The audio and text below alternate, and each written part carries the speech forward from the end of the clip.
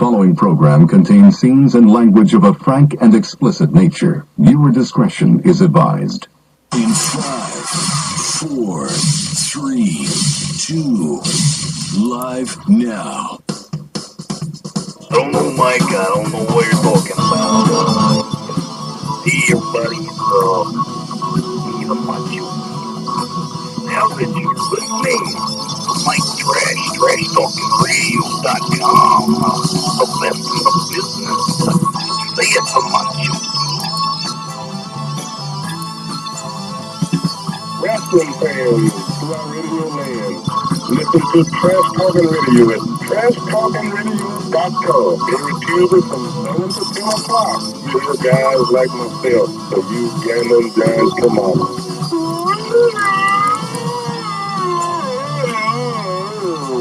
So that's my favorite. To describe the Trash Talking Radio Show from 7 to whenever we get done is by using the screwdriver. Trash Talk, Rose, Steve, this is will never shine. The other half of the rock and wrestling connection. That's the trashy one and the loony one together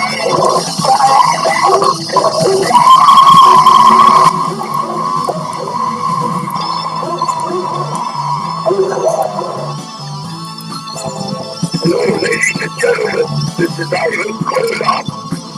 I'm here to tell you about Talking Trash. The trash, 7 to 10. Tuesday night, you got to listen in. It's the best around, the best in town. Mike Taylor, the animal, don't have to walk on the snake in the room where it's going to do. If you know what's good for you, listen to Trash Talking Radio or a bell. Everybody, you're watching Trash Talking Radio. This is Mike Taylor. What do you guys say about Trash Talking? Well, I gotta say that I just love Trash Talking Radio. You're out of the picture, dude. This is my show, and you better watch me just what you gonna do when I walk through this brand new Trash Talking Radio runs wild on you. This is the Vital Idol, and you're listening to Trash Talking Radio every Tuesday from 7 to 10 on TrashTalkingRadio.com. And remember this, the Vital Idol tells you, it's got to be true. And when it's on the internet, it's got to be real. It's Trash Talking Radio every Tuesday from 7 to 10. I am the top of pop, the king of swing, the international rock star way above par, the host with the most, Mr. Tuesday Night, the Vital Idol, Classy Mike Trash, and thank you very much.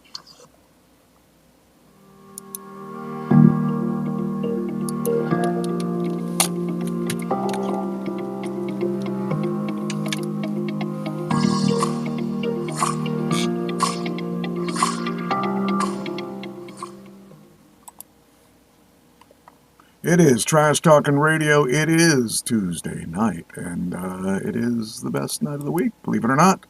Once again, wait, there we go. Okay, we're on the screen. Hey, everything's working. Hard to believe. I'm not looking at the screen. Oh, I guess I could make that happen. Oh, you don't want to look at me the whole time? No, Mike, I'm trying to keep my dinner down. Oh, okay. All right. Well, then I'll give you this. All right. There you go. That'll work. That'll work.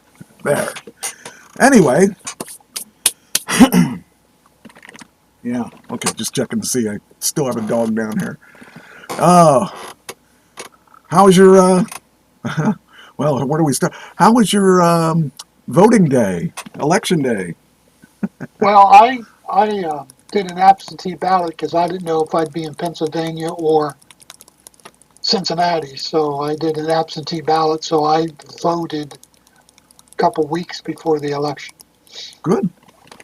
That's good. So my voting day was clean. I just sat around and waited for the results to come in. Yeah. And I stayed up until about 3 o'clock in the morning. Oh, wow.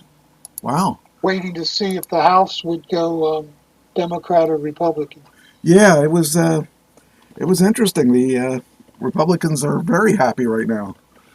So Well, the House isn't determined yet. It looks like it's going to go Republican, Yeah.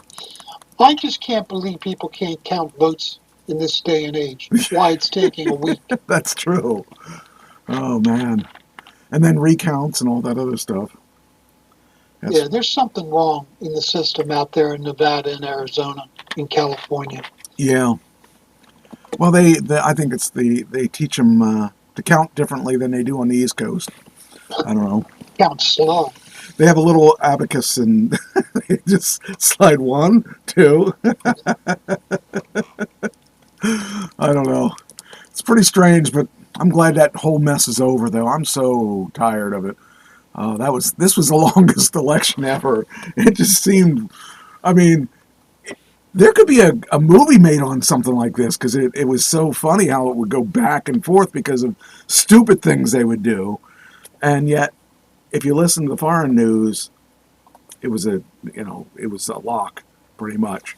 I don't know. It just is weird listening to what they had to say and listening to what the U.S. news was. U.S. definitely had opinions on everything, but the facts were they weren't always accurate. So I just think it's strange that we had to go through all that. Well, the liberal media was in shock. Yeah. They didn't know what to say. They didn't know what to do. All their predictions were wrong. Yeah. All their hopes were crushed. Anne's in the chat room. Yeah, I was so happy that this is all done, and I think it's really funny to me that all these celebrities are all butthurt because their candidate didn't win. But, well, they're all moving. Yeah, well, I say let's all take up a collection and help them get a U-Haul. Yeah, don't let the border door hit you on the way out. It comes out that she paid the celebrities to be on stage with her. And that's something I heard too, and I thought, well, that's really bizarre to think about.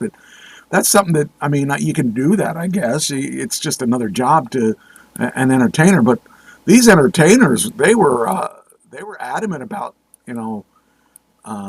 there's got to be something wrong. This can't be right. But I kind of Oprah got $1 million. Out of Harris. And you gotta it's kind of a shame that if I was a celebrity, I wouldn't necessarily want to be paid to endorse that. I would want to do it because I believe in it. But I guess that's not the case anymore, but I don't know. They didn't offer me any money. So I guess I'm not going to be on either side. No, I would have endorsed her too for $1 million. Oh, sure. I would have said anything they wanted me to say almost for $1 million. I would have endorsed Hitler for $1 million. Yes, yeah. Well, you may have already. I may have. You're right. I didn't get the $1 million, but I might have endorsed him. Well, sadly, I hate to admit this, but I didn't vote. And you didn't? I didn't vote because I couldn't. I couldn't vote for her. I wasn't going to vote for her. There was just no way. They could pull my fingernails out one by one, and I wouldn't vote for her. Him, I would have been more apt to vote for him, but I still had some issues that kept me not wanting to vote for him. And there was no one else I could vote for. So I just abstained. I thought that, I don't want to, I figured that he didn't need me, and I needed to say I didn't vote for him for my own well-being. Because I think he was the better of the two, but that doesn't make him the right one. So that was my dilemma. I voted for him the last 2 times, and this was a much nicer one. This was a much nicer Trump, and I liked him better this time, but I'm just glad he's not going to be able to vote again, be voted in again. Then I don't have to come up with all this stuff. But the problem is, what's next? Who's next? Where are we going to go from here? But I guess we got to get through the next 4 years before that really is an issue. This is And 4 more years of lawsuits yes, and riots yes, and complaints and yeah, screaming and yelling yeah. That's a and name sad part. calling. 4 more years of it. That's the worst part of it is that it's still not over per se, but I don't know. I just don't want to. I want everyone to work like adults and just, it's probably asking a lot. So, but the nice thing is it's over now. We don't have to deal with it. That's the best thing. So, all right, let's get things going here. I got some things that's interesting. Viewership for the primetime coverage for the election. Major networks and cable channels falls to 42.3 million voters, down 26% from 2020. Lowest percentage of households following TV coverage since 1960. But, it says that, but, a lot of the people go to YouTube now, because YouTube runs live channels and you don't have to listen to commercials and all that stuff. I watch a lot of my news on YouTube now. Well, and youngins, they get it off of TikTok. Right. And so it's just kind of funny to watch that our industry, our lives have really changed a lot since we were kids. I mean, we only had, 5 channels when we were kids. And then cable came along and, we didn't have cable in our house till I was, probably till, I would say the late 70s, pretty late 70s. So, yeah. Well, my Uncle Charlie's house might have been the first house in Harrisburg area that was hooked up to cable. Oh, wow. Because cable ran from our mountain. Okay. And they told Charlie that he would be, when he signed up, he was the first one in the entire Harrisburg area. Wow. That signed up for cable. Jeez. Now, whether that was true or not, who knows? But, well, I was one of the first people, I was, as you know how rural I am, out in the middle of, You're out in the middle of nowhere. And when I moved here, we were the first people to get cable modems. It was all dial-up. And then I moved in here, and I got a cable modem, and I was like, wow, this is really cool. We got a cable modem, We didn't have a modem, a 14.4 or a 28.8. It was like real cable modem, and I was like, wow, this is really fast. Of course, it was like faster than a cable modem, but or faster than call it a dial-up modem. But yeah, this area here was the first area that they penetrated because they were looking for a remote area so they could work out all the bugs. They still haven't worked all the bugs out because I still have issues that should have been resolved 20 years ago. But it is what it is.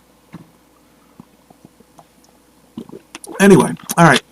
So the viewership was down, but like I said, I think a lot of that was because of the. Now that's gonna look. That doesn't want all of them, does it? Oh, it does want all of them. Okay, so I'll delete that. Now, something that happened since the election, which I couldn't be happier with. So I have stock, as you know, and I have personal stock, and then I have my retirement stock. Personal stock is something I manage, and I have Tesla stock. And when this election was going on, my Tesla stock had dropped down to, at one point it dropped down to $180 a share, and I was sweating bullets then. And because some of that stuff I bought on margin, and so they were having margin calls and all kinds of things. But last week before the election, it was up to about 240. So I thought I had 60 shares. So I thought 60 shares times 240, and I thought I don't know how many shares I do have. So I did check it out. Anyway, so here I am thinking I have 60 shares at. The number today, well, I think the number today is a little lower, but yesterday's number was $3.50 a share. $3.50 a share. That's like last time it was like that. Trump was in office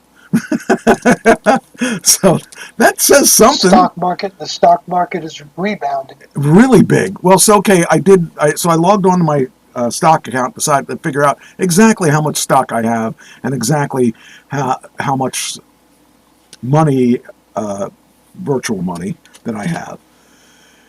And I was wrong. I don't have 60 shares. I have 259 shares. Times 350, that's $90,000. Guess how I'm buying my next car?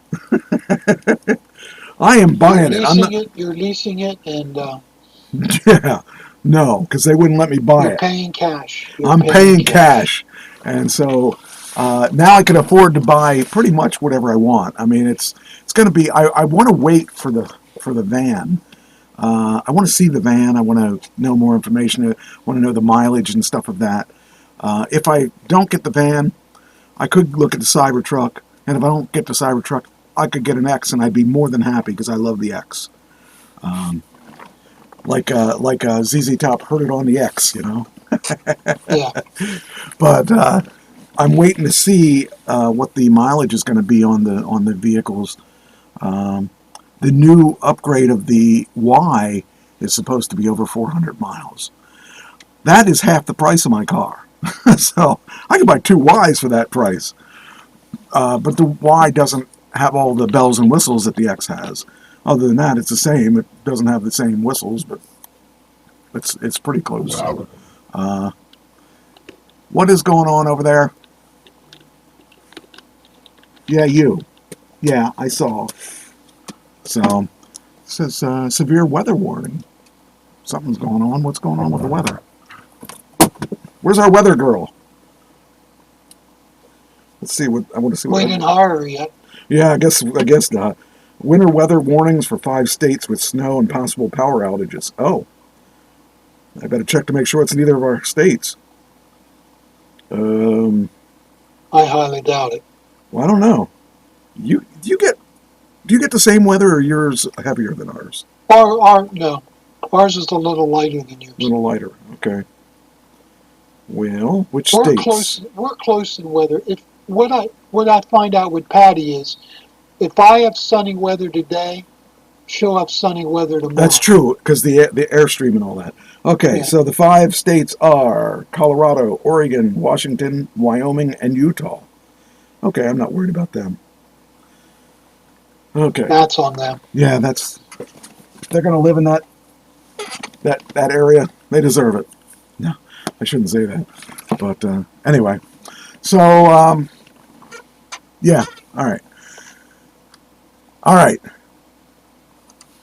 How much would you think the ruby slippers from the Wizard of Oz would go for?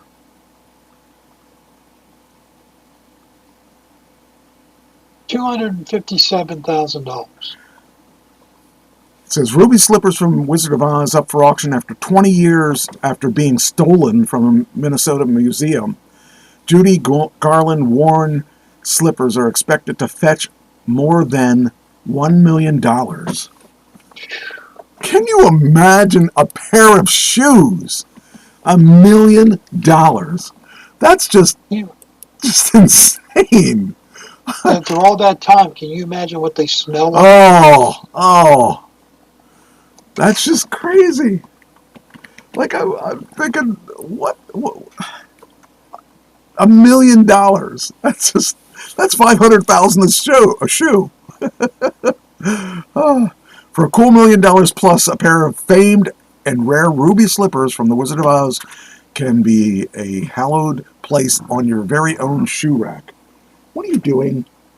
Why can't you behave? That's what I want to know. What'd you drop back there? Sometimes. It's not under here. Dog. It's dog. What are you after? It's over there. All right, lost his football. You know, football season and everybody has to have their football. But, hey, knock it off. So, but $1 million, that's just crazy. 1939, they were worn. That's just, the current bid is $812,500. And it says a fee paid by the winning bidder to the auction house, it's currently at $1,015,000 when it's all said and done. There's some, I had this strange vision of this, there's some guy bidding on it just so that, some wealthy guy just has to have these slippers. I don't know why, but I have this strange perverted thing. Oh, I got to be careful what I say because they may put something on our picture again, on our video again, saying we're, bad people. So for those of you playing at home that don't know, we were on last week and they put a screen over our video and said that a warning that we're potentially offensive. I can't see that in us. We're not offensive. So anyway, that's that $1 million. That's a lot of money. I just can't even imagine. For a pair of slippers. Can you imagine spending that just for a pair? I mean, don't feed your family. Got to get this pair of slippers. Well, these people probably have the money because nobody's going to come up with $1 million to do that. But that's unless they have it. I can't even imagine what it's like to have that kind of money sitting around. Oh, boy. Us poor people. I guess I don't really fit in that category anymore, do I?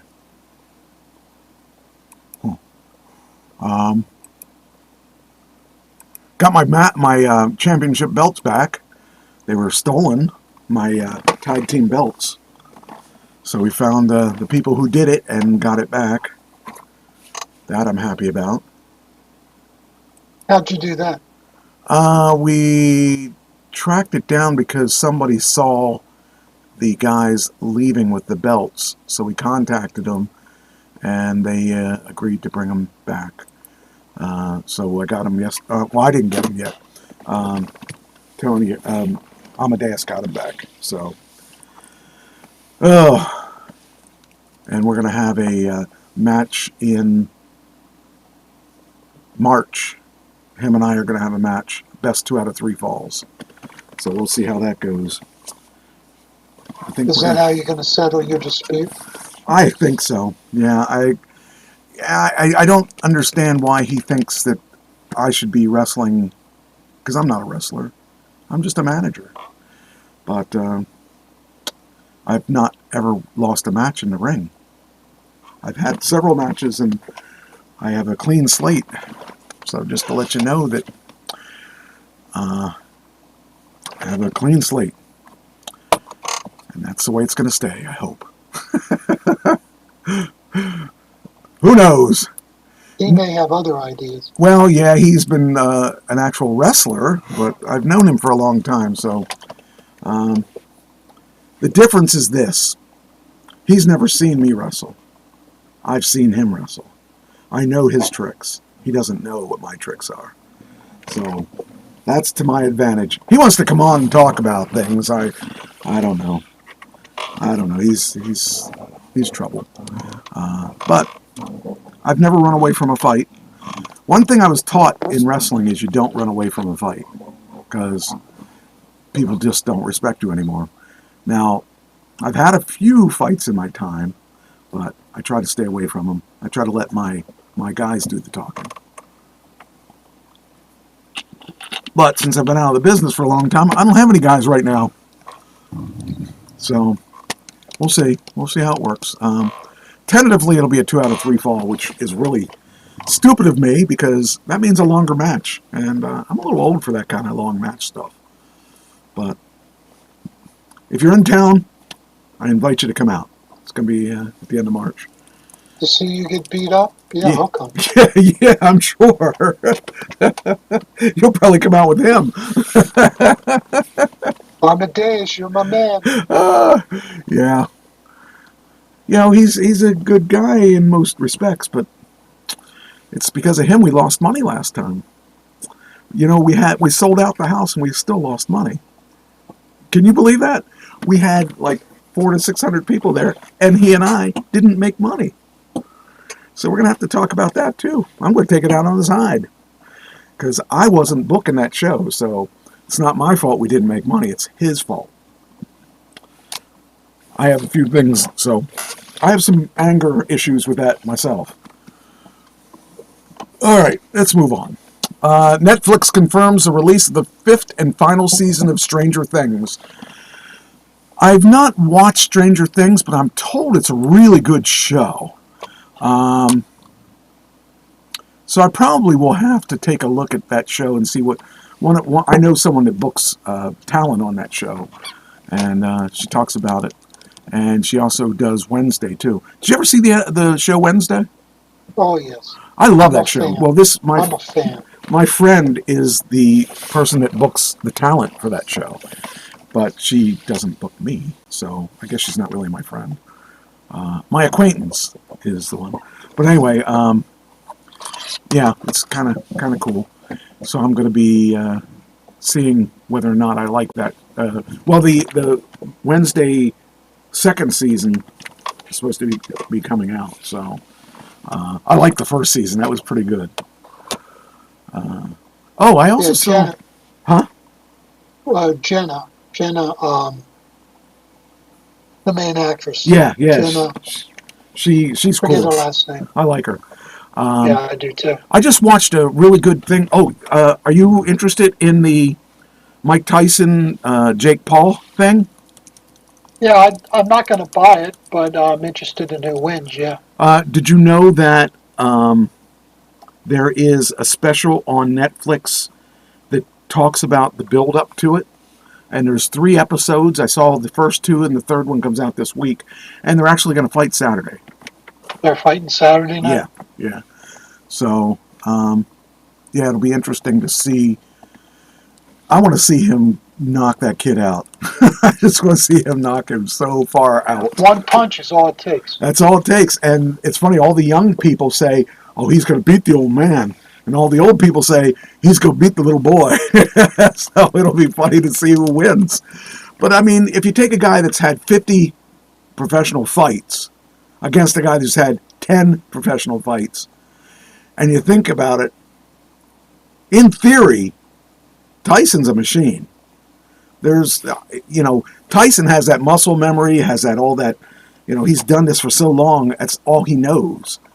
So I think we're going to see an interesting fight. So I'm going to watch the fight, and I'll talk about it next week. It's going to be really interesting to see it. So, yeah. We have a special guest coming on in a couple weeks. Stacy's going to come on, Stacy Rasky, and she's going to talk about her book. And I'm really actually looking forward to talking to her. She's a really cool person. She's gone through some pretty weird stuff. She's been close to suicidal at one point, and I really like her story. I think it'll be interesting, and she'll be doing questions from the audience and questions from us and stuff like that. And she'll be partaking in the show for a week. So I'm looking forward to talking to her. It'll be interesting to have a female on the show again and hear her take on some of the things that we talk about. Okay, you didn't push that under there. That's good. You're learning. This dog. You're smiling. I've never had such a smiley dog as I have with this dog. He smiles at everything. He's just the happiest dog. Took 2 ticks off of him last night, or I don't know, sometime this week. I think it was last night. I think it was last night. So it's weird. We didn't get any ticks all summer, and now all of a sudden, all of a sudden there's ticks out. So I don't know. All right. So next,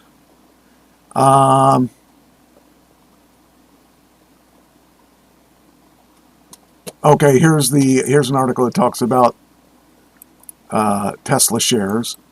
I'll tell you what, that's really interesting to me that Tesla started rocketing up again, because it's been a couple years since I've seen a positive out of that stock. And actually, when Trump was in last time, that stock was splitting left and right, and now it hasn't split, or hasn't even.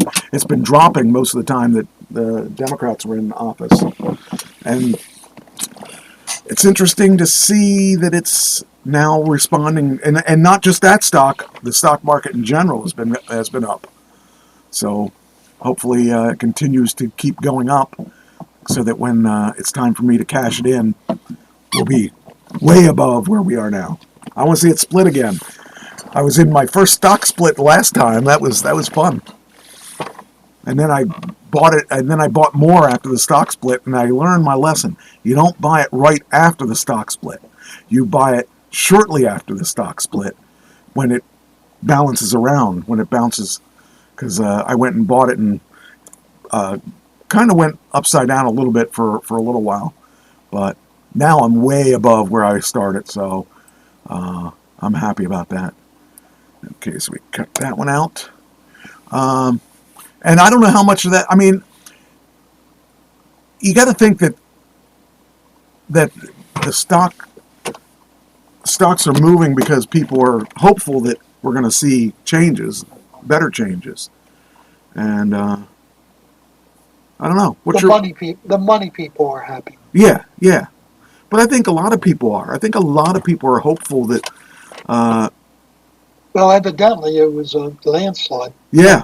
Yeah, that was the first time I've ever seen anything like that, where there were actually less votes counted this year than last time, but they were really skewed towards him, and he won practically every state.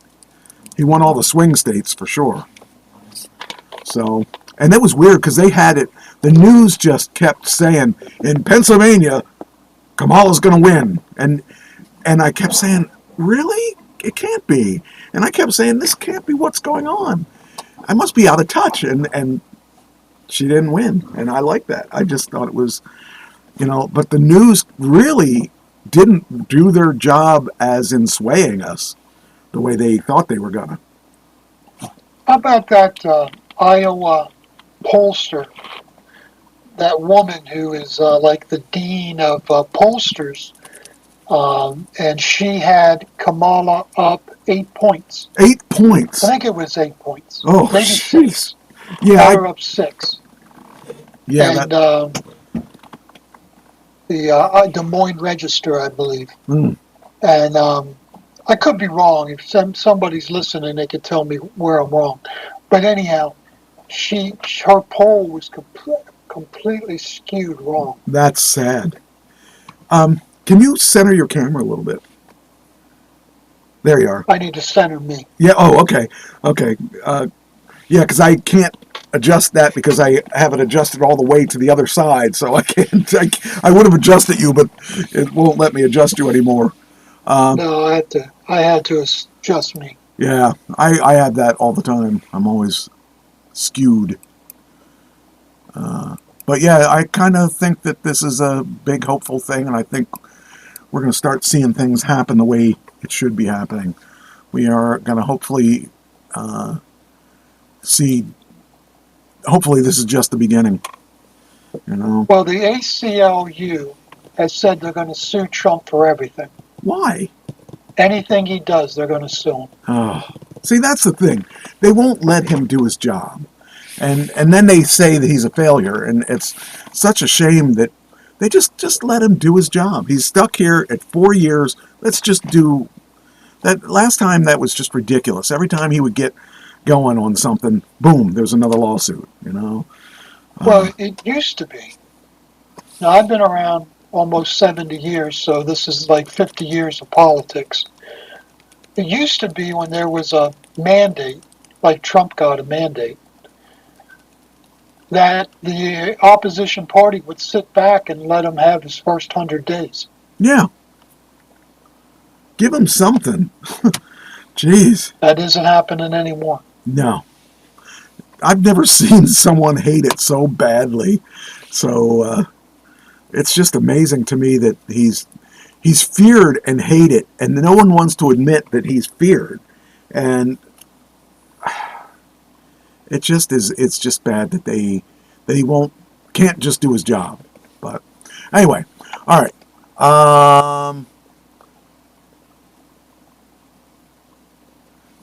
Nobel Prize winning physician and chemist Marie Curie was born in 1867. Jeanette Rankin becomes the first woman elected to the U.S. Congress in 1916. What's the word? Evangelical? No, evangelicist. Evangelicist, is that the right word? What was Billy Graham? He was an evangelist. Evangelist, that's the word. I knew it was in there somewhere. I couldn't figure out what you were getting at. Okay, evangelist, yes, that's the right word. Billy Graham was born in 1918. Eleanor Roosevelt died in 1962. Irvin Magic Johnson announces his HIV positive diagnosis in 1991. That was, when that happened, I was working at my long-term job. Had just worked there for 2 years, and the receptionist, this white lady, was really crying hysterically, and I said, "What's wrong?" She goes, "Well, Irvin Johnson was just diagnosed with HIV." I'm thinking, well, it was a death sentence back in those days. Yeah, but he's still alive. He's still alive and kicking. Yes. You wonder if they have something that they aren't telling us, because, well, of course, nowadays it's not as uncommon as it was back then. But back then, that was a death sentence. So he had a lot of money, so I'll bet you he put a lot of money into trying to make sure he was still alive. I'm really shocked that he's still alive. I thought for sure he'd be gone by now. But, like I said, they can do that now. They can keep people alive. Then we've got, here we go. Birthdays. Gordon Ramsay.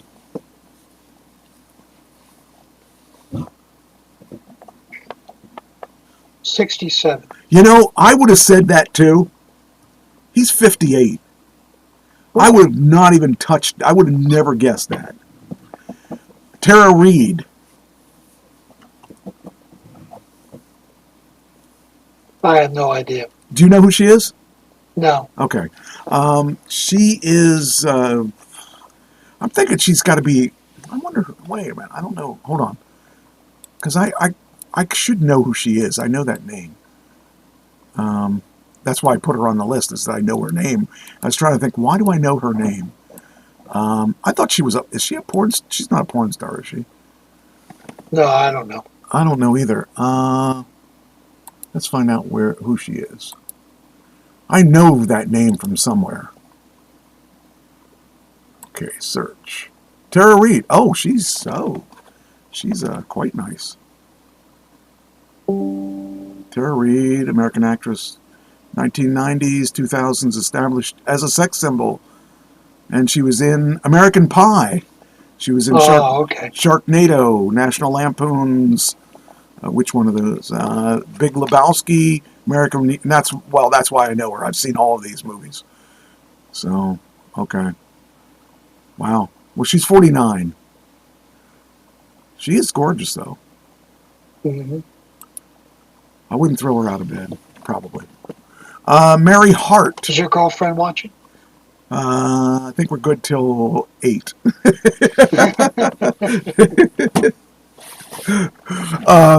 Who did I say? Mary Hart. Don't know who she is. I don't know who she is either, but I know I've heard the name before, and I'm going to see who she is too, because that was somebody I thought I should know who she is. Let's see who.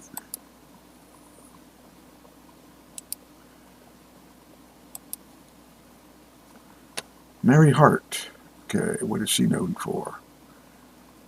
What is Mary Hart? Oh, why is Mary Hart famous? Let's find out. Why is she famous? She's a talented singer, dancer, and entertainer. She hosted Tournament of Roses Parade between 1984 and 1989. She's the host of Macy's Day Thanksgiving Parade in 87. Okay, well, that doesn't really tell us too much. Oh, here we go. She was in Jimmy Neutron Boy Genius. Yeah. Anyway, she's 74. So, a lot older than I thought. Yeah. Huh. Why do I know her, though? I know I never saw... Okay, she was on Frasier. She was... Oh, well, in one episode. So I don't really know anything that she's been in. I don't think I've watched anything. Wait, here we go. Marmaduke. Baby Daddy, 1600 Pen. Marie... So I don't even watch these kind of shows. That could be why I don't really know much about her. So, okay. Well, she's old. And then we got, here you go, Leif Garrett. Remember Leif Garrett? He was I know that name, but I can't place it. He was a rock icon when we were kids, trying to make it, but he was in all kinds of trouble. He did pop music, like a Danny, or not a Danny Partridge, like a Partridge Family music. Kind of like a pop music. Anyway, he's my age. He's 63. And then we got Leonardo DiCaprio. Leonardo's got to be in his late 50s. You know, that's what I would have said too. He's actually 50. Demi Moore. Demi's in her 70s. She's not. She's 62. The reason you think she's in her 70s is all the guys she dated.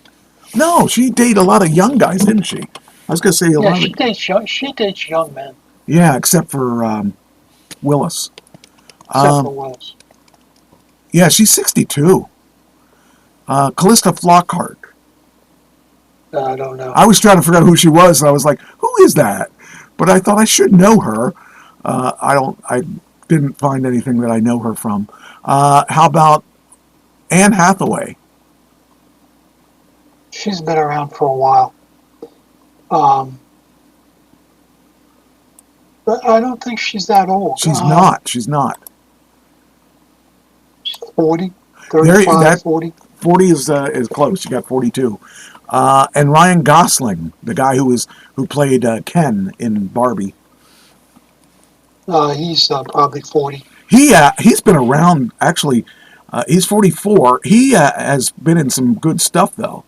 And then last but not least, and you should know him, Neil Young. Neil Young. Well, he's got to be 80. 80, you said? Yeah. He's 79, so you got it. So that's a lot of people that you actually did pretty good today. Bobby Ellis. He was older than me, so I just guessed. Well, yeah. 5-10 years. Guess 10. Yeah. Bobby Allison, 3-time Daytona 500 winner, dies at 86. It's hard to believe that he's 86. You know, it's when we were kids, they were probably in their 30s. So, but it's just weird to think of him being 86. I kind of think that celebrities in that don't age. You know, they should always be the same age that we remember them at. Then we have one more death, but I didn't make up a obituary for him because. Do you remember the guy that says, "You got mail"? He just died. It says Elwood Edwards dies at 74. Edwards recorded the famous greeting in 1989, a project initiated by his wife, who worked at AOL's predecessor.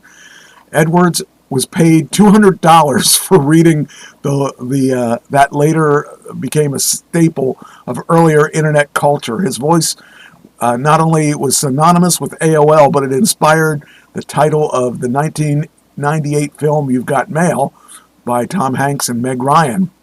So I kind of think it's funny that you think about it. Is that Sleepless in Seattle? Yeah, I think so. Hold on, it says click here. Let's see what it is. I think it is. Oh, okay, it's a video. Yeah, that's Sleepless in Seattle, though. So, and I remember watching that movie time and time again. Quarter planning. Okay, why did you start Adams up? is quarterbacking this project, and she's looking pretty tired, Jill. Why can't? Okay, there you go. Jeez.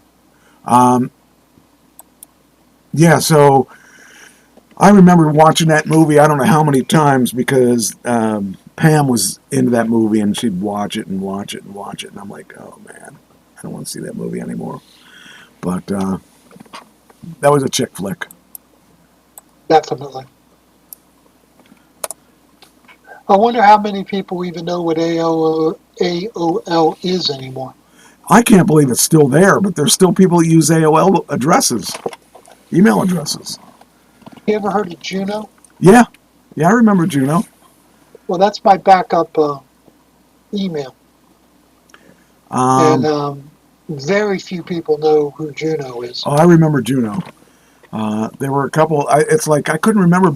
I didn't back in those days. It was like, what, you can have a free email? Oh, cool. I had a Mike Trash at AOL.com. I never had a Juno, but I knew people that had Juno because I sold to a lot of those people. So all those computer dealers.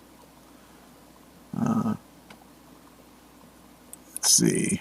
Do I want to do this? I guess I could do this. We're doing good on time. 100 best horror movies of all time. Now, we're not going to go through all of them, but what do you think when you think of horror movies? Give me a couple that you think of. Jaws. Yeah. That was a good one. Yeah. Alien. Amityville Horror. Amityville Horror. Yeah. Aliens. Yeah. Well, let's see what these I don't usually watch horror, but I loved Aliens. Here are some of the best horror movies. I never heard this one. Repulsion, 1965. Suspiria, 1977. Never heard of that one. The Devil's Backbone. Oh, how about The Exorcist? That's got to be up there. That's got to be haunting. I watched that by myself one evening when everybody else was gone somewhere. And I tell you what, I'd sleep with the light on for a week. Oh, man. It was funny because my parents used to take me my brother and I to the drive-ins, and we'd be in the back of their station wagon, and they'd be watching all these horror movies, and I'm like, that was my induction to drive-ins, is that, they'd do these horror movies and stuff, but I learned to like them. That's when I figured out what an Iron Maiden was. At like 6. I figured out what an Iron Maiden was. So, Invasion of the Body Snatchers. Yes. Dead Alive. Event Horizon. That one's 19. Event Horizon. I watched that. I think I saw that one. That's 97. Cat People, 1942. Human Centipede. I kind of think I saw that one. Yeah, that was 2011. Dead of Night, 1945. Yeah, a lot of these are real old. They're either there's I'm seeing 1926, a Page of Men. I'm going to see what the top ones are. Let's go to the bottom and see what the top ones are. All right, where are we at here? Okay, so the number 1 is Texas Chainsaw Massacre, 1974. Exorcist, 1973. Psycho, 1960. Jaws. You said Jaws, didn't you? Yeah. 1975. I don't see any newer ones, though. Rosemary's Baby, 1968.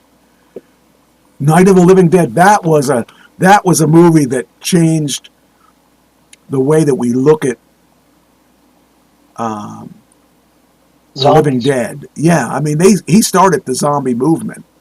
And it's actually funny because if you watch Walking Dead, they never use the word zombie. But they do tribute George Romero, but they will not use the word zombie. Audition, 1999. Frankenstein, 1931. 120 Days of Sodom, 1975. Did you ever watch Caligula? No. That was a very graphic movie. Alien, 1979. There you go, Alien. 1933 King Kong. Yes, watch that. I remember watching that in the day. Silence of the Lambs. Put the lotion in the basket. Nosferatu. I saw that movie, 1922. I saw that movie because I wanted to figure out what Nosferatu was. I didn't realize that he was Dracula. Don't Look Now, 73. Halloween, 78. They don't have any new ones. Diabolic, 1955. Oh, here's one, The Shining. Well, but they made a sequel to The Shining. Mummy, 32. Here's one, Get Out, 2017. That's at least a newer one. Black Sunday, 1960. Carnival of Souls, 1962. Dawn of the Dead, 1978. Blair Witch Project. Do you remember how when that first came? Did you see Blair Witch? I didn't watch it, no. The neat thing about that, now it's kind of funny because today it's not a big deal, but back then, to record it like it's real, like you have the shaking phone or the video camera and stuff. I remember when they first advertised that movie, they were making us believe that it was real, that they found this footage somewhere, and how did they die? And then they made the Blair Witch 2, I think, and I'm trying to think if they had a 3 or not, but it was funny because they kept telling us, this is all real, and we believe it. Scream, 1996, The Innocents, 1961, Dracula, 1931, 73 is Wicker Man, I don't know what that's about. Phantom of the Opera, 1925. So a lot of these seem to be 60s or earlier than that. Interesting, because I would have thought they would have had some of the newer stuff up there. So, but yeah, that's kind of interesting. All right, next. Did you watch Alfred Hitchcock? I have seen some of his stuff. Yes, I watched a couple. He was different. Yes, he was unique and very. I think he inspired a lot of people. He had that idea of like the Rod Serling thing where you introduce it and all that stuff going on. I like the way he did that. Well, anyway, so Mattel has apologized for wicked toy packaging that included a link to a porn site. Wonderful. Just wonderful. It's what we need. That's more right. Porn sites. Yeah, it says, we deeply regret. Introduce those kids right to porn. Yeah. How do you do that? How do you put that on packaging without even checking I hope it? the person responsible, the 9 people responsible, are no longer working there. I would imagine. Here's the thing they had, the press release. We deeply regret this unfortunate error.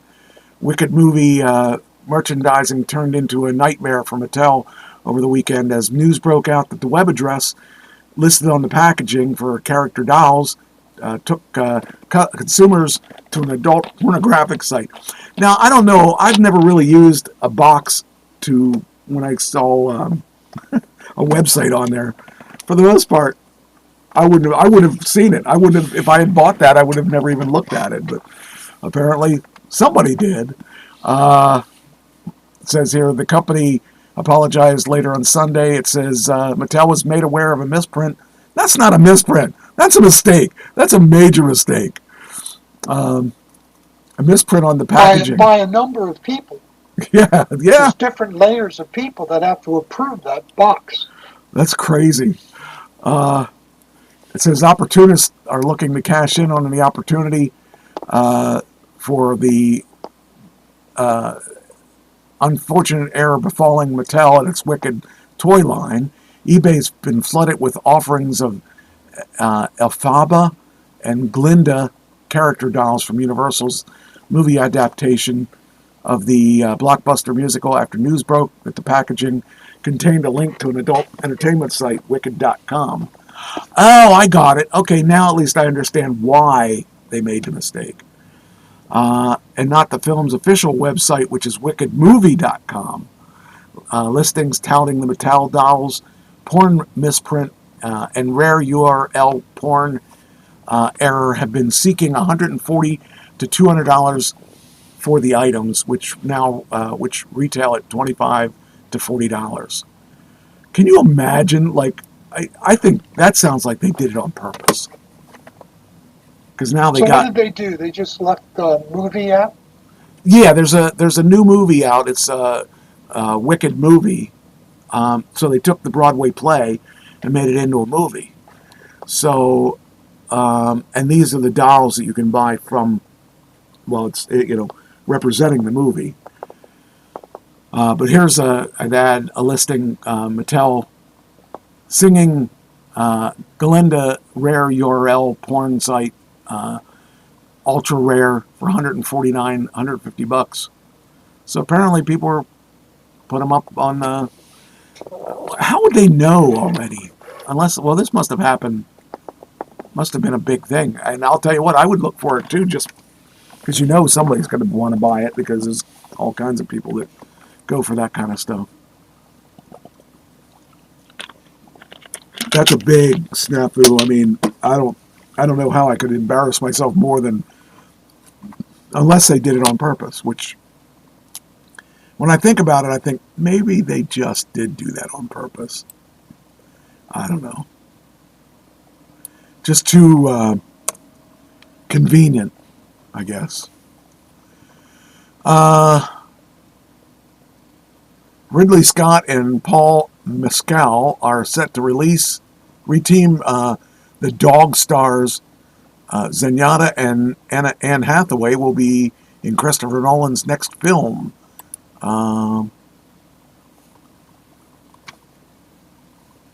Okay, is that... Huh. Okay, well that didn't give me anything. Well, that's that link didn't go anywhere. So, all right. Oh, okay, so that's why. Okay. Superman, the Christopher Reeve story will...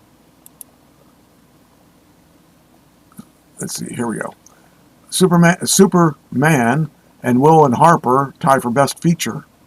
I didn't see either of those, so I do want to see Superman, Christopher Reeve story. That's a really interesting story, and interesting how a man can be Superman one minute and then, in a wheelchair for the next long time. But it's inspirational in that he never gave up. But they tied for both tied. Will and Harper and Christopher Reeve's story tied for Best Documentary in the 2024 Critics' Choice Documentary Awards. So that is something to be interested. I think I'd like to watch that. And it was up against Simone Biles' Rising, Last of the Sea Women. They won 2 awards each. The first film counts Malala Yousafzai. Oh, I can't even. I don't know how to pronounce that. Not going to butcher their name. Steve Martin, a documentary in 2 pieces, won Best Narrated. So, yeah, it's interesting. All right, next.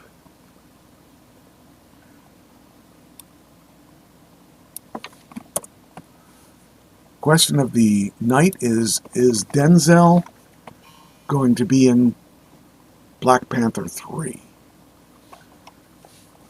It'll be interesting. It says here it's not officially confirmed that he'll be in the 3rd of the Black Panther franchise, but Denzel on Tuesday indicated that there is, and he will have a role. That'd be interesting to see, because he's a big actor. For him to be in that, they don't really need him. And that's a lot of legitimacy to the flick. Yeah, but they don't even need him because the Black Panther series took off so well. You don't really They want to crush it. Yeah, and I loved the first 2, and it was a shame that one guy died. The Black Panther guy died. But yeah, and now did you see it? No. Okay, So it was interesting. I had never heard of Black Panther until that movie, and I guess it was a character a long time ago. But I liked the movie, the first one especially. They had put it together and had a nice story. I liked the way they put the story together. The second one was good too, but the first one was definitely the best one. And it told a really cool story. I was really happy about that. But the third one could be interesting with him in it. I don't know what he would be playing in it, but they don't really need him, I would think. Yeah, it says here, Black Panther became one of MCU's signature franchises with the 2018 film starring Chadwick Boseman making more than $1.3 billion. So that's pretty respectable. Yeah, it is. All right.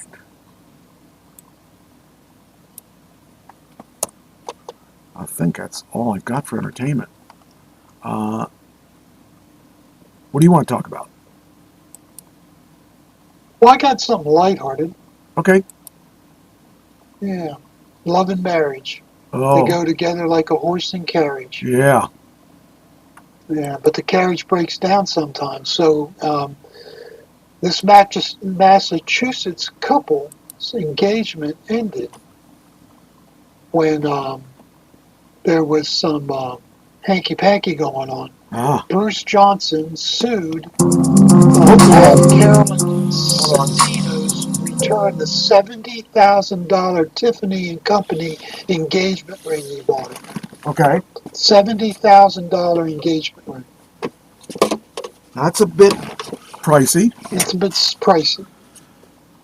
Now, for 65 years, in similar situations, judges were required to determine who was at fault for the relationship's end to decide who kept the diamond. Ah. It was called the fault standard. Okay. And Johnson called off the engagement, accusing Santino in court filings of being not supportive during his cancer treatment. Okay. Parading and texting another man with the intention of cheating. Okay. Lower courts ruled that Johnson was mistaken, that his girlfriend, his fiancée, was not going to cheat, and that she could keep the ring. Right? But the appeals court sided with him. So it went to the Massachusetts highest court. And they made the ring return to the buyer, overturning the fault standard. Okay. Because it was a conditional gift. Conditional gift. So now in Massachusetts, it's always the man who gets the ring back. Ah. No matter what, because it's a conditional gift. Okay. That's interesting. So the man can do anything he wants. And he's still going to get the ring back. And he's still going to get the ring back. That's just in Massachusetts. Just in Massachusetts. Interesting. Huh. Well, that's good for the male in Massachusetts. Yeah, good for him. Good for us. Yeah, I mean, it won't really affect either of us because neither of us have a $70,000 ring. So I guess that's one thing. But, wow. That's if I had $70,000 to spend on one thing, I wouldn't spend it on a ring. Yeah, spend it on a Tesla. I'd spend it on a Tesla. Yeah. Yeah, rings are kind of... I know that women expect rings, but man, that's... Some of these people spend so much money on this stuff, and it's... and a lot of these guys, like I remember they used to say that you should spend, 3 times your wages on a ring or something like that? Or something. It was some kind of weird thing like that. Some kind of... I spent $879 in '89. I can understand that. Now today, that's probably $2,000-3,000. Okay. Still, 80,000 to 3,000. There's a big difference there. So, and she's just going to sell it anyway. So, It's not like She's going to sell it and take the 70 grand. Yeah. that's what I would do. And then I could buy my Tesla. Oh, wait a minute, I can buy my Tesla. That's crazy. And for $879, we lost the diamond. You lost what? We lost the diamond out of it. Oh, really? $879, we Jeez. lost the diamond because the fitting wasn't secure. When I got Pam a ring, I bought her a ring. She's gotten 3 rings now. she probably has them all too. They're all in her little Or sold them. yeah, or has them in a little box and that she goes, I think I'll wear this because you're not going to know what it looks like. They all look the same to us, All look the same. but to them they look different. I don't know. I think I bought Pam a ring that was somewhere around. Boy, that was a long time ago. Probably somewhere around. I'm going to say it wasn't that much though, because I didn't have that much money when I first got with her.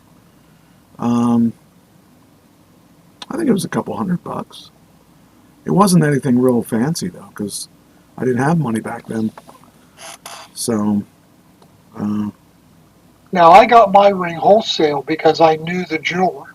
That helps. She was a friend of the family, so I had $879 was wholesale. That's awesome. Yeah. That's crazy. You got anything else? Got anything? Well, I got a lot of stuff on the election, but I didn't know if you wanted to go that route. We had a lot of time. I got 2 hours yet. I got stories too, but I want to hear what else you got. Okay, well, let's talk about people that are going to end up in Trump's cabinet. Okay, yeah, I started hearing some of the people.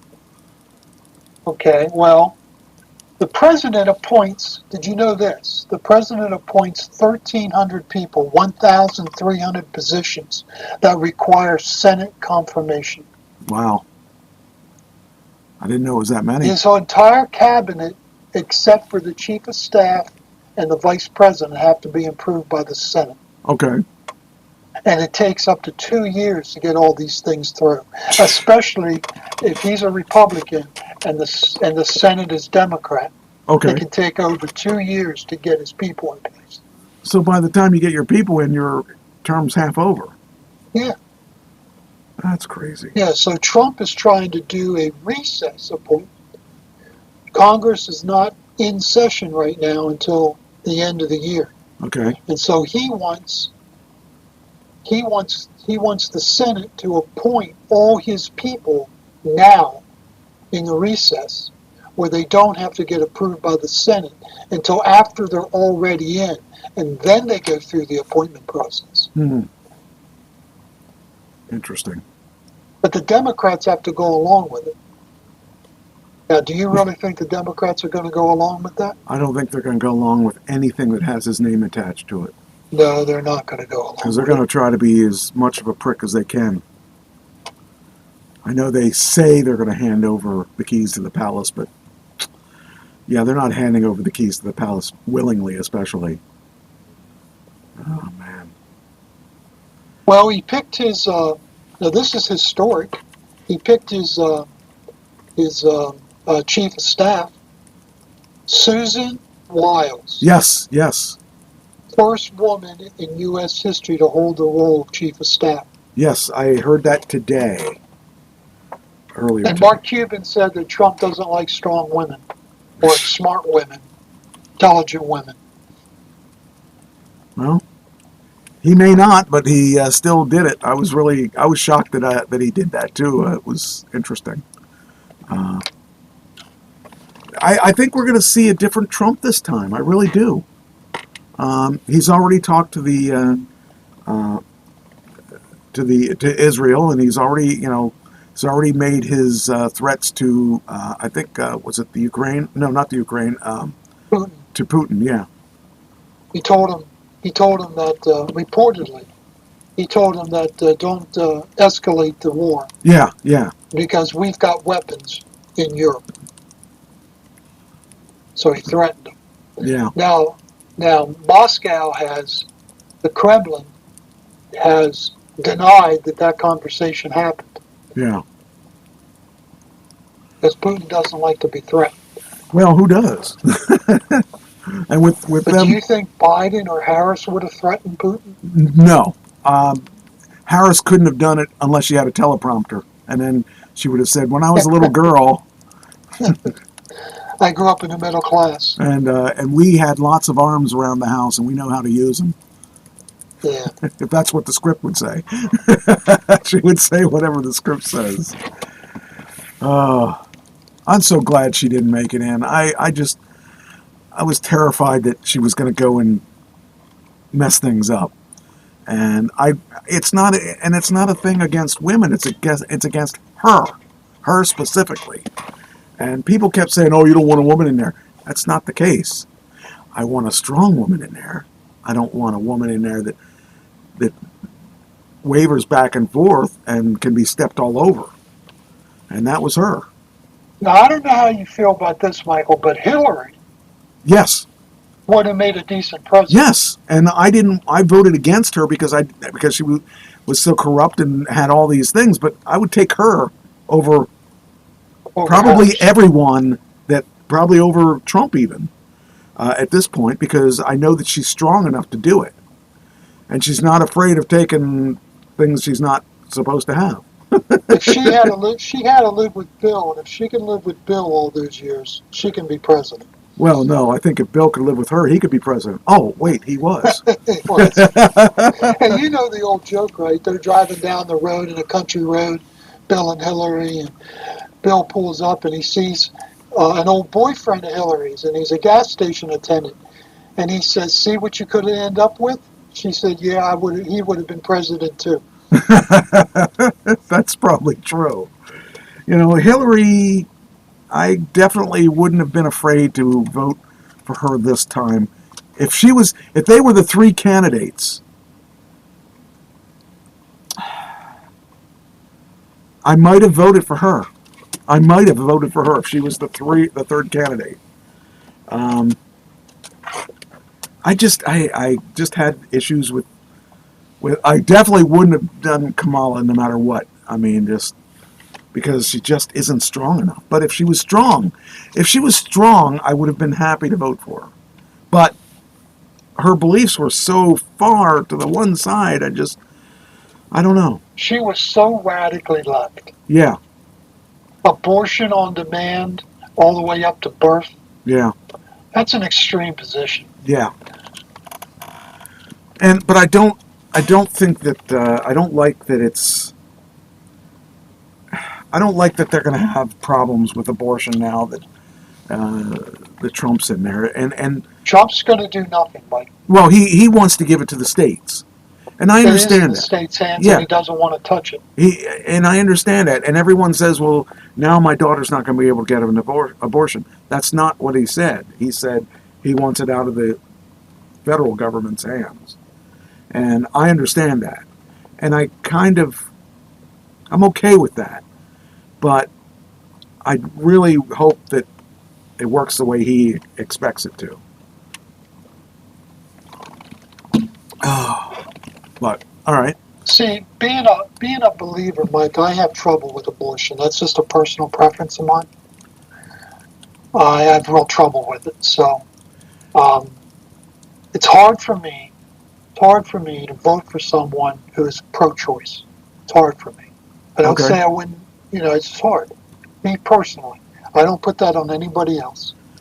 It's just me personally. But I have a difficult time with it. Do you believe that there should be no abortion, zero abortions? Or you believe that there can be circumstances that warrant it? I understand a woman. I'm not in a woman's shoes. Right. I don't think we have the choice. I don't think we, as guys, I don't think that we can tell someone what to do with their body. Well, I agree with that, except that God has an opinion in this. That's where I come from. God's opinion. I understand that. Now, in my churches, I never preach against abortion except on Right to Light Sunday. And I spend most of my time saying over and over again, if you've had an abortion, you can be forgiven and accepted, and you're not a demon, and you're not a greater sinner. nothing. I'm not in your shoes. Right. I don't understand what you went through. Yes. I don't understand your fear. I don't understand your apprehension. I don't understand your circumstance. I don't understand any of that. Right. And so there's no judgment for me from the pulpit on anybody that's had an abortion. But I know God's standard, and God is not into abortions. So that's where I stand. If you want to have 3 exceptions, rape, incest, and life of a mother, I'm okay with that. I would prefer just life of a mother. I would prefer adoption. Right. I would always take adoption over. And I think Christians ought to put their money where their mouth is. I think Christians should be first in line to adopt. Yes. Every Christian family out there ought to be willing to adopt at least one child. If they could get a mother to take it to term and adopt that baby instead of having it aborted, every Right. Christian family should do that. I would But I would say that would be good in a perfect world. Yes. in a perfect world, and it's not a perfect world. Right. You get a 14-year-old kid that's pregnant, scared out of her mind, doesn't want to ruin the rest of her life. Right. I'm not in that person's shoes, Mike. Exactly. But I just know what God says. Yeah. And he would prefer, well, he actually demands it, but let's just put it this way. He would actually prefer no abortions. Right. And I would prefer that and I too. like Bill Clinton's stand that he said it should be infrequent and it should be safe and rare. Yes. I agree with that. But I also agree, or I also see the number of children that do not have parents that are in the system. And Already. Yes. And I can't, with a good conscience, think that it's right for someone to go through the system. It's tough. I mean, I am so glad I never had to make that decision. I'm so glad that I've never been in that position, because I just have never been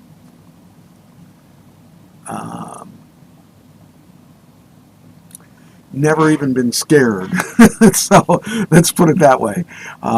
We've always been real careful about stuff like that, because I didn't want to be a father, and I would have accepted it, and I wouldn't have done anything abortion-wise, and I would have done the right thing at the right time, and I think I would have probably been okay as a father. But it's not something that I had in my mindset was such that I was born into a situation that was I wouldn't want to put my kids through what I went through.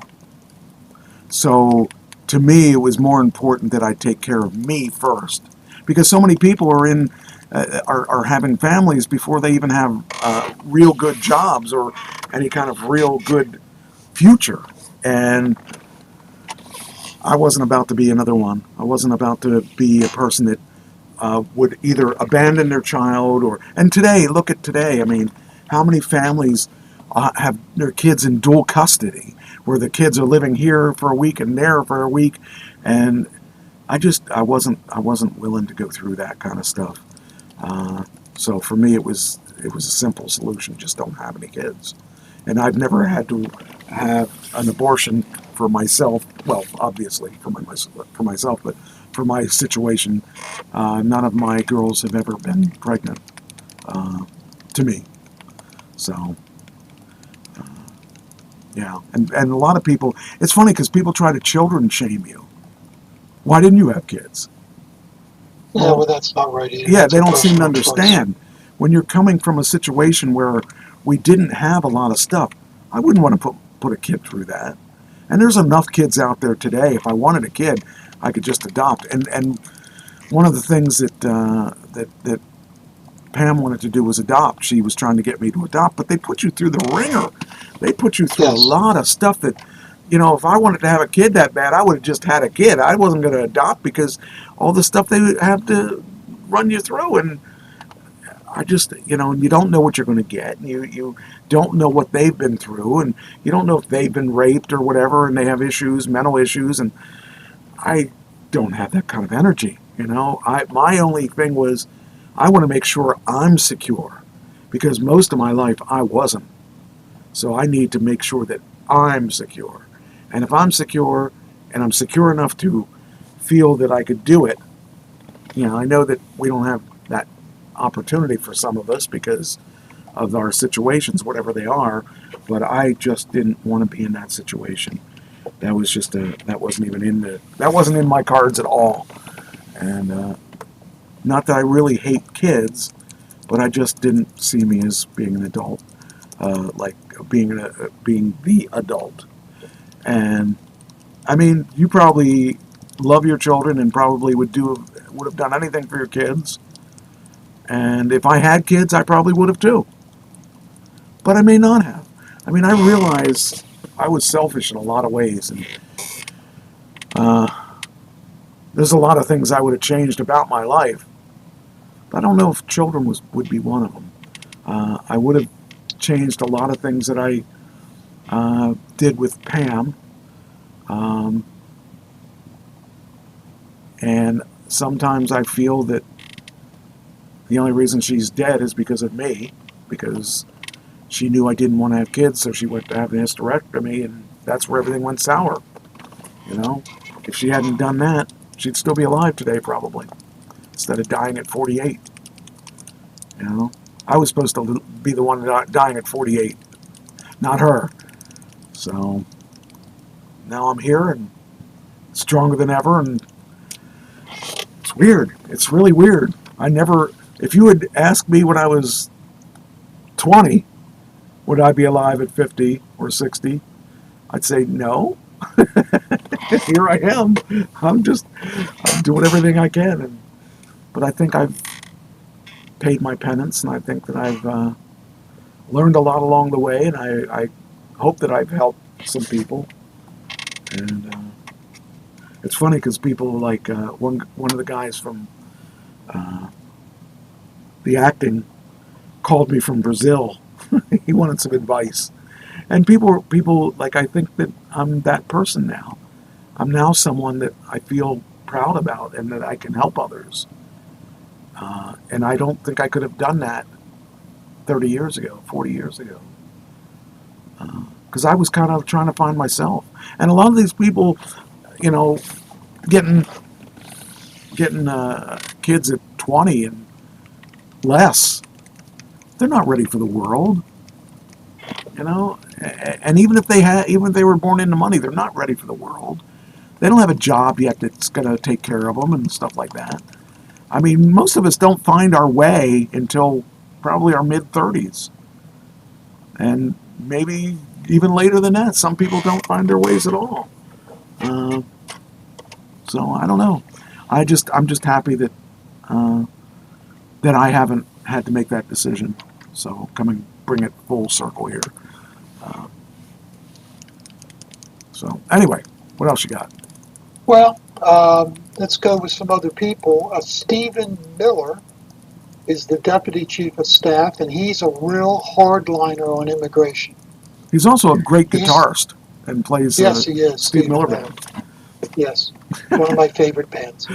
But he's going to have a leading role in Trump's mass deportation. That's going to be interesting. What do you think of the mass deportation? I think there's going to be lawsuits, and it's not going to happen. Yeah. You know that over 70% of the American people want mass deportation. I believe that. It's funny because I talked to my one partner about this, and he was pro Kamala, and he's saying, well, we deport all these people.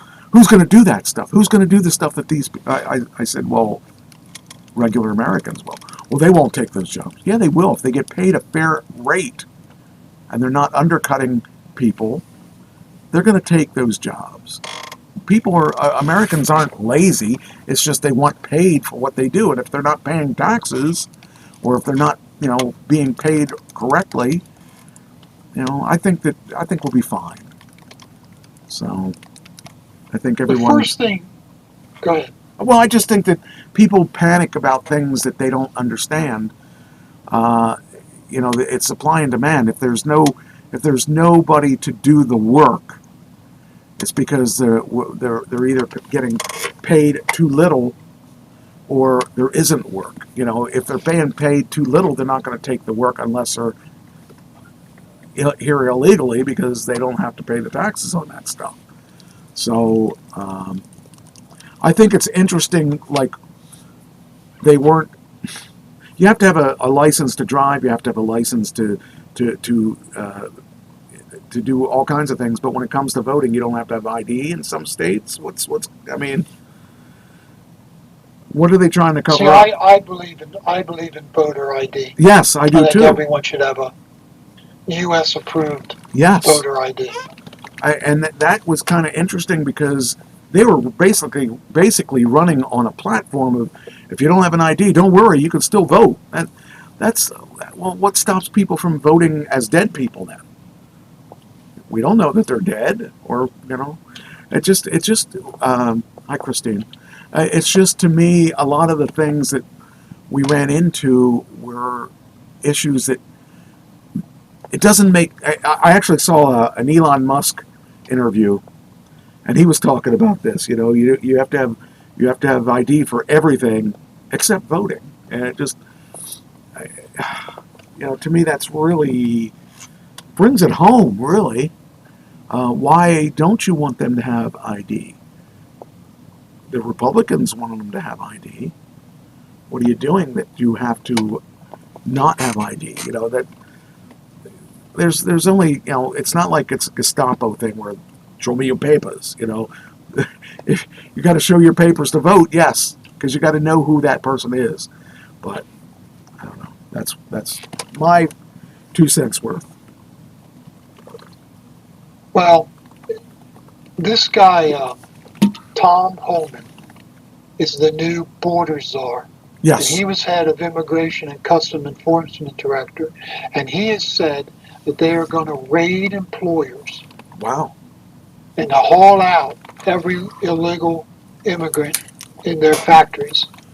Okay. Fine the factories and the owners of the business for having illegals, and deport them all back to their home country of origin. And the ACLU is coming against that strong. So this thing could be tied up in courts for years. Trump may not be able to do it. But I wish, at the very least, we'd be able to deport felons and criminals. Yes. I just got this message, breaking news. Elon Musk and Vivek Ramaswamy to lead the Department of Government Efficiency under Trump. There you go. That's what was rumored what Musk was going to do. Yeah.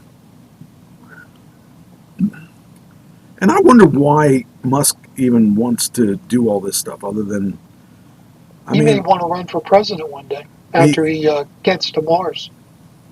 Yeah, I don't see that happening, since he's not an American. I mean, not a... But he could run in president of Mars. I love Elon, okay? And if he were an American, I would want him as president, because I do like a lot of his views. I do like that his ideas are thinking outside the box a lot of times, and we need people like that. And see, you like him for Tesla. I like him for SpaceX. But you see, I like him. I like him more than the company, because I find him intellectually stimulating. Christine says, "Well, there goes Chick-fil-A." Ha ha ha. And I think Elon is fed up as the rest of us. Yeah, I mean, Elon has. I know why Elon is no longer a Democrat. I mean, that's easy. I mean, when Biden made those rules about electric cars and said that the number one electric car manufacturer is GM, he was insulted. And he didn't even get on the top 10 list of electric car manufacturers when he's the number one American electric car manufacturer or worldwide electric car manufacturer, and he didn't get any credit for that. And they wouldn't give him the tax deductions that everybody else was getting at first because he didn't have a union. And I'm like, what country are you in? What world are you in that you don't see Elon as the number one guy? And he's the only EV manufacturer that's making money. So out of all the companies out there making EVs, one of them is making money. Why is that? Well, they know what they're doing. And nobody is even in the ballpark so far. So I don't know, and not just EVs, but he bought Solar City so that he could have the solar access. He's got the SpaceX thing. He's got all these things going on. He's got Starlink. Yeah, and who did Ukraine run to when Putin invaded? Right. And they cut off their internet access. Right. They ran to Musk and asked Musk to turn on his Starlinks. And who stopped him from the North Carolina stuff? The government. The Democrats stopped him from using his Starlink to help them. That just was stupid. I mean, it doesn't make sense. Now, if it made sense, okay, I could understand it. But it didn't. He was helping the country out, and they wouldn't let him help the country out. Because why? Who knows? Who knows what reasons other than they look Well, they look hate bad. him because he took over Twitter and declared it was a free speech zone. Right. But And the Democrats don't want free speech anymore. Right. They used to be the bastion of free speech. Right. The ACLU used to be, their primary job was free speech. Just crazy Now they're stuff. against it. They call it hate speech, or they call it disinformation. Yeah. I just don't understand sometimes what our world is coming to, because we got the things we can do so much but we can't do it because there's so much conflict. Nobody wants the other person to succeed. I don't know. It just really irritates me. Well, so Musk got the job, huh? Well, yeah, that's what it looks like. He can add it into all the other things he has to do in a daytime. He has plenty of time. Yes. I don't know. I really admire him so much because he came to this country with nothing. Everyone says his dad paid his way. His dad didn't pay his way. His dad was broke when he moved to this country. He came to school, went to school here, started PayPal, sold PayPal.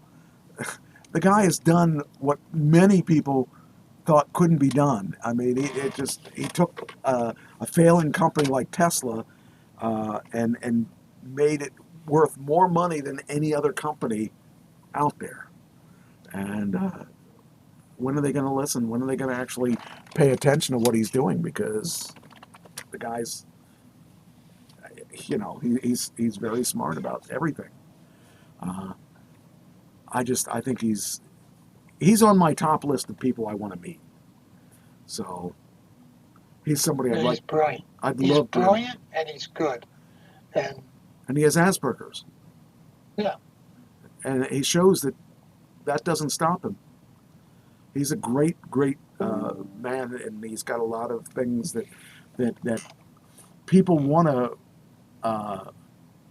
they want to dig on him, and they can dig on him. That's their right to do. But in reality, what have they done? What have those people done that can have the right to say what they say about him? So I'm very happy that he's getting his stuff. And if he were president, I would like him as president, but unfortunately he can't be president. Can't be. He's not a U.S. citizen. Yeah.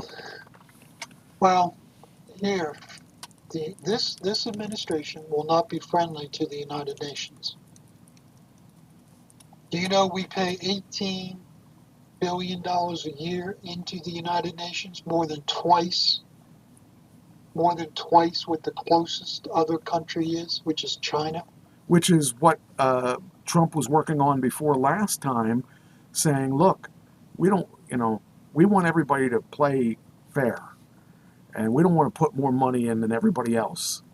And that was one of his big things about last time he was in office.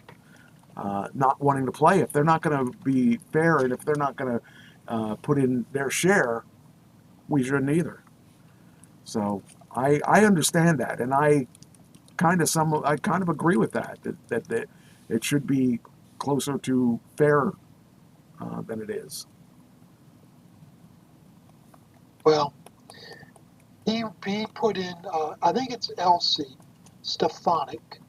I believe her first name's Elsie. I could be wrong.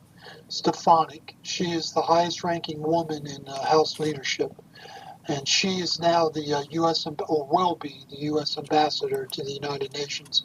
And she has criticized the United Nations over their anti-Semitism and Israel or Pakistani relations, and has suggested to the Bush administration that they reassess how much money they're giving to certain UN if it continues to consider revoking Israel's membership. She is not going to be easy on the UN. So this is going to be a fight. Democrats are pro-UN, Republicans are not. Marco Rubio. Yeah, that one shocked me a little bit. I didn't expect to see him. He's okay. up for Secretary of State. I got a list here. Deputy Chief of Staff Stephen Miller, like you talked. Bill McGinley, White House Counsel. Yep. Secretary of Defense Pete Hegseth. Does that make sense? Seth? Well, I don't know him, so that's new to me. Okay. He Central must have been Intelligence named today. CIA Director John Ratcliffe. That came out new today, too. Okay. Secretary of State Marco Rubio. That I was surprised about because I thought that he didn't get along with him. So. No, Trump called him Little Marco. He is hardcore against communist countries. He also doesn't like gay people. Yeah. No. He's hardcore against Iran, China, Russia, Venezuela, Cuba, and he is pro-Israel, very pro-Israel. Stefanik is very pro-Israel. This will be the most pro-Israel administration in history. Interesting. Yeah. And Iran is toast. Because Trump, because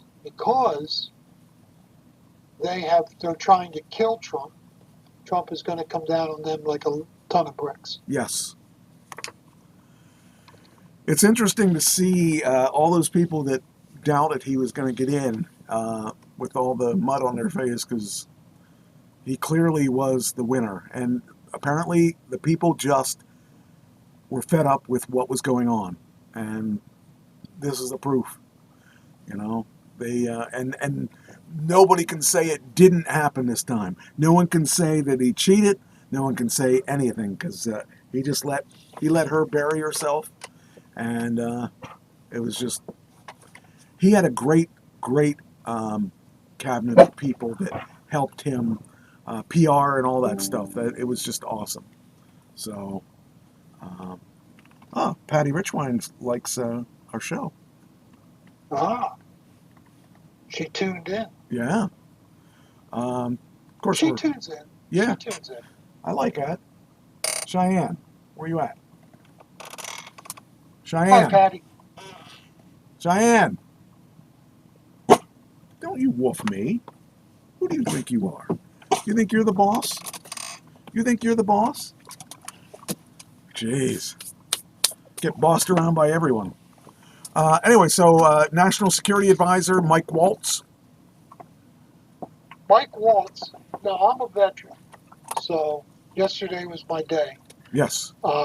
Waltz is a Green Beret veteran. He's the first one ever to be served in the House. So, Green Beret veteran. You like this guy? Well, he's U.S. Army. He's a Green Beret, so he has a soft spot in my heart. Good. I don't know much about him, but he is a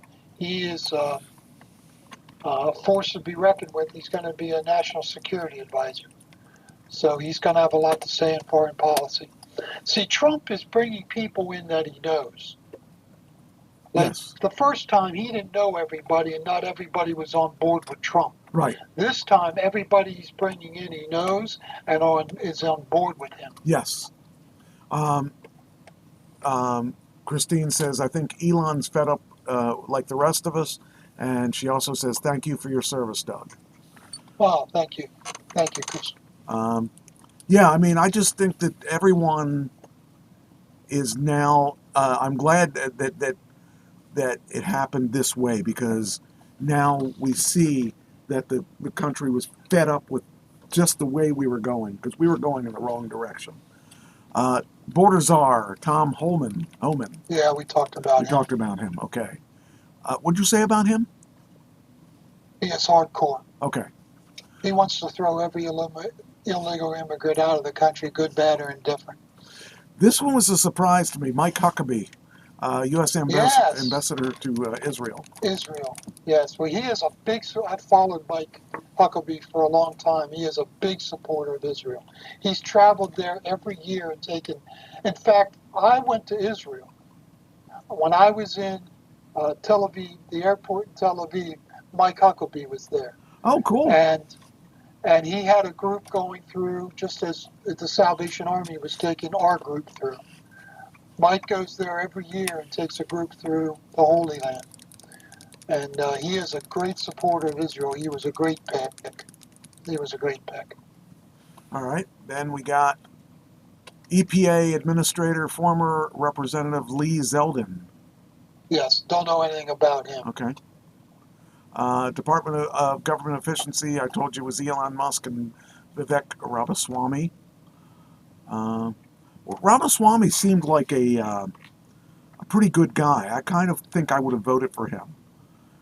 He was a nice guy. He's a good guy. I thought he was going to become the senator from Ohio taking Vance's spot. Okay. But I guess he'd rather do this. So. Now, where is he from? He's from Ohio. Ohio? Okay.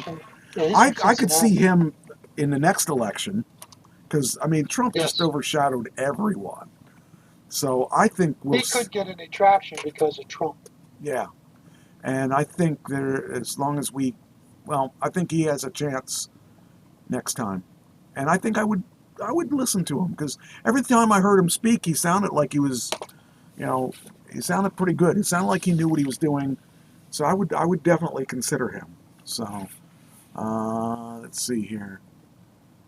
All right, that was the end of the one you missed. Governor Kristi Noem for the Secretary of Department. Oh yeah, of why didn't that Security. show up? That should have showed up. Why didn't it say that on there? Maybe it's not official yet. Oh, maybe. I don't know. Yeah, I did hear it when I was reading the stuff, or I don't know if I read it or saw it, whatever, one or the other. So it was really, it's interesting. A lot of people are not happy with that pick. Which one? With her? Kristi Noem. Why is that? Because she is a lightweight when it comes to federal government. Okay. She's only the governor of South Dakota, and she was in the House for about 8 years, and she was a state rep. So they think this is over her head. Okay. So that's what the right is saying. It's over her head. Might be. I mean, but we don't. I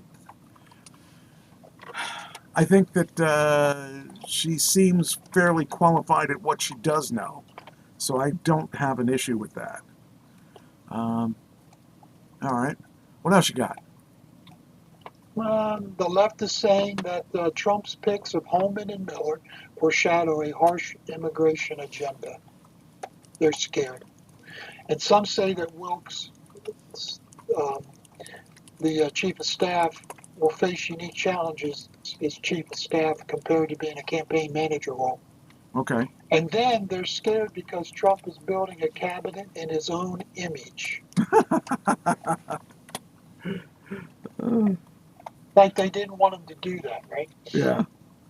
And I think that doesn't matter who is in. That's what they're going to do. They're going to build it They're going to build a around cabinet in them. their own image. You don't want to have people that are not supporting you in your cabinet. That would be stupid.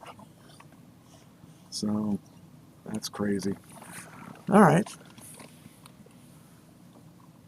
So that's what I have. All right. History book. Napoleon Bonaparte leads coup and becomes dictator of France in 1799. American poet and Pulitzer Prize winner Anne Sexton was born in 1928. Astronomer Carl Sagan. I remember him. He was big when we were in college. Carl Sagan, 1934. First issue of Rolling Stone was published in 1967. So, now, the other thing. What was it called? High Times? Is it High Times? What's that? The pot smoking, weed smoking. Oh yeah. Is it High Times? Well, yeah, I used to read High Times and not Rolling Stone. See, now, that's not something I would even know about because, I heard of High Times, but that was not something that I pretty much was aware of, that I would partake in their things because of the way I was back then. Well, I told you before, I would be Tommy Chon if it was up to me. Yeah. God had other plans, but that's what I would have been. I understand that. There you go. All right. Of course, today when was today? When was Veterans Day? Monday was. Yes, Monday. Today is Veterans Day, and it says here commemorating Armistice Day at the end of the World War I. So. Yes. Nobody cares about World War I, but it's Armistice Day. Yeah. So it says here, World War I, better known at the time as the Great War, officially ended at when the Treaty of Versailles was signed on July 28th, 1919, in the Palace of Versailles outside the town of Versailles, France. However, fighting ceased 7 months earlier when what does it say? Armistice, or temporary cessation of hostilities. Hostilities, yeah. I'm glad you're here. You can read it right. I can't read it. I just know what you're saying. Yeah. Fighting ceased 7 months earlier when the armistice, temporary cessation. Armistice. Yeah, Armistice. that too. Armistice. Yeah, that too. I'm not Between going to let you go until you get it. Between the Allied nations and Germany went into effect on the 11th hour of the 11th day of the 11th month. For that reason, November 11th, 1918 is generally regarded as the end of the war to end all wars. So, U.S. sent 2 million men of fighting age over to Europe. At the end of the war, they weren't in the beginning of the war. They went over towards the end. Right. And over 116,000 Americans died over there. Wow. Oh. Yeah, it's not a war anybody really learns about. It's not a pretty war. It's not a earth-shattering war. Right. It was huge. Yeah. It's huge. In fact, my great-grandfather believed that Jesus was coming back because of World War I. It was the war to end all wars, and he believed that was the end of time. Well, I'll tell you what, it was a lot more brutal back then, too. There was chemical warfare. We've outlawed chemical warfare in our time, but there was chemical warfare. It was just horrible. Yeah. The way people died back then. Not that it's any better. Other than we're a little further away from the front lines in a lot of our war now. It says there were 15.8 million veterans alive in the USA I'm sorry, there are 15.8 million veterans alive in the U.S. today, a figure representing 6.1 of the adult U.S. population. Veterans have served during wartime and peacetime, with roughly 1/3 being having served in the Vietnam War, 1/4 in the Gulf War, 28% serving since 9/11. The percentage of veterans alive today who have served in World War II is less than 0.2% of the vast majority of veterans that are U.S. citizens. Citizenship is not a prerequisite of enlistments. As of 2015, non-citizens made up less than 1% of the veterans. There are no known living veterans of World War I. The last known U.S. soldier from that war was laid to rest in 2007. So there is the stats. I was in during the Gulf War. Okay. And I was on the list to go to Iraq. Okay.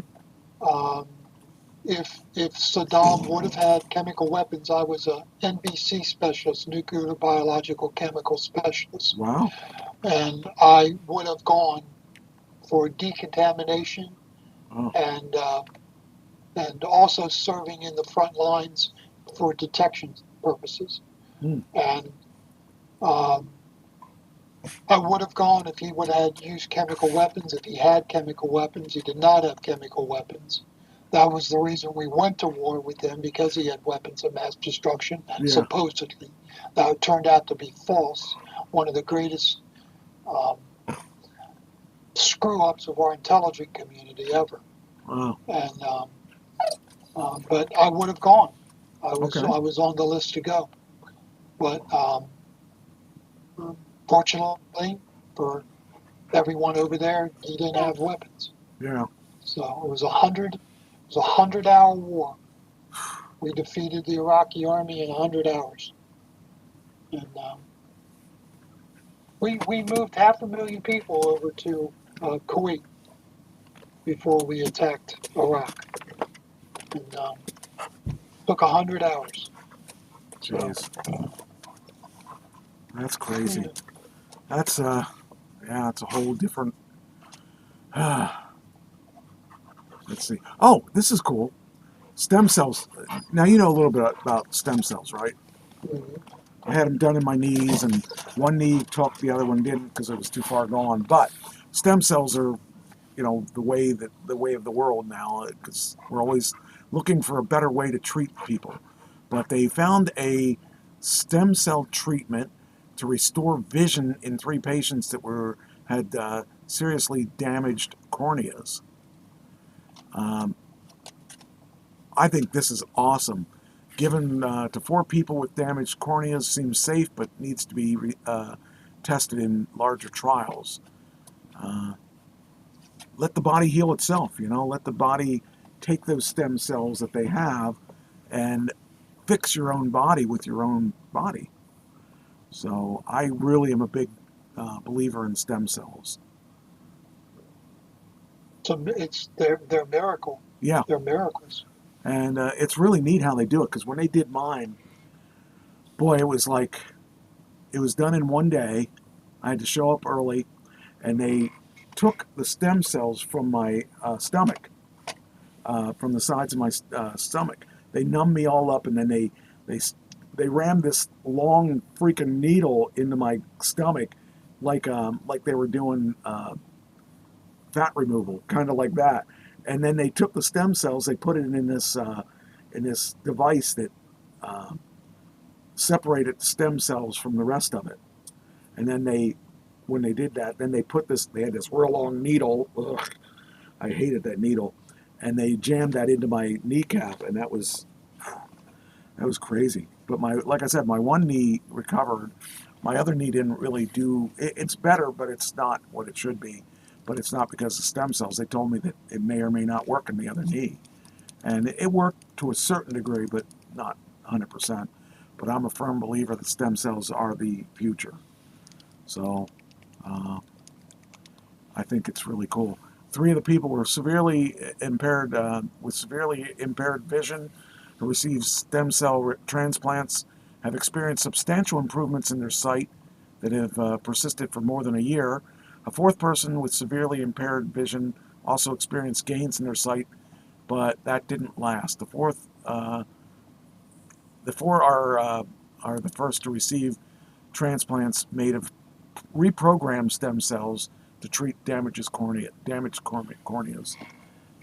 So that's kind of incredible. It That's is. It's incredible. really excellent that those that technology is there, and it's making a big difference. It says how stem cells work. Well, that has a video. I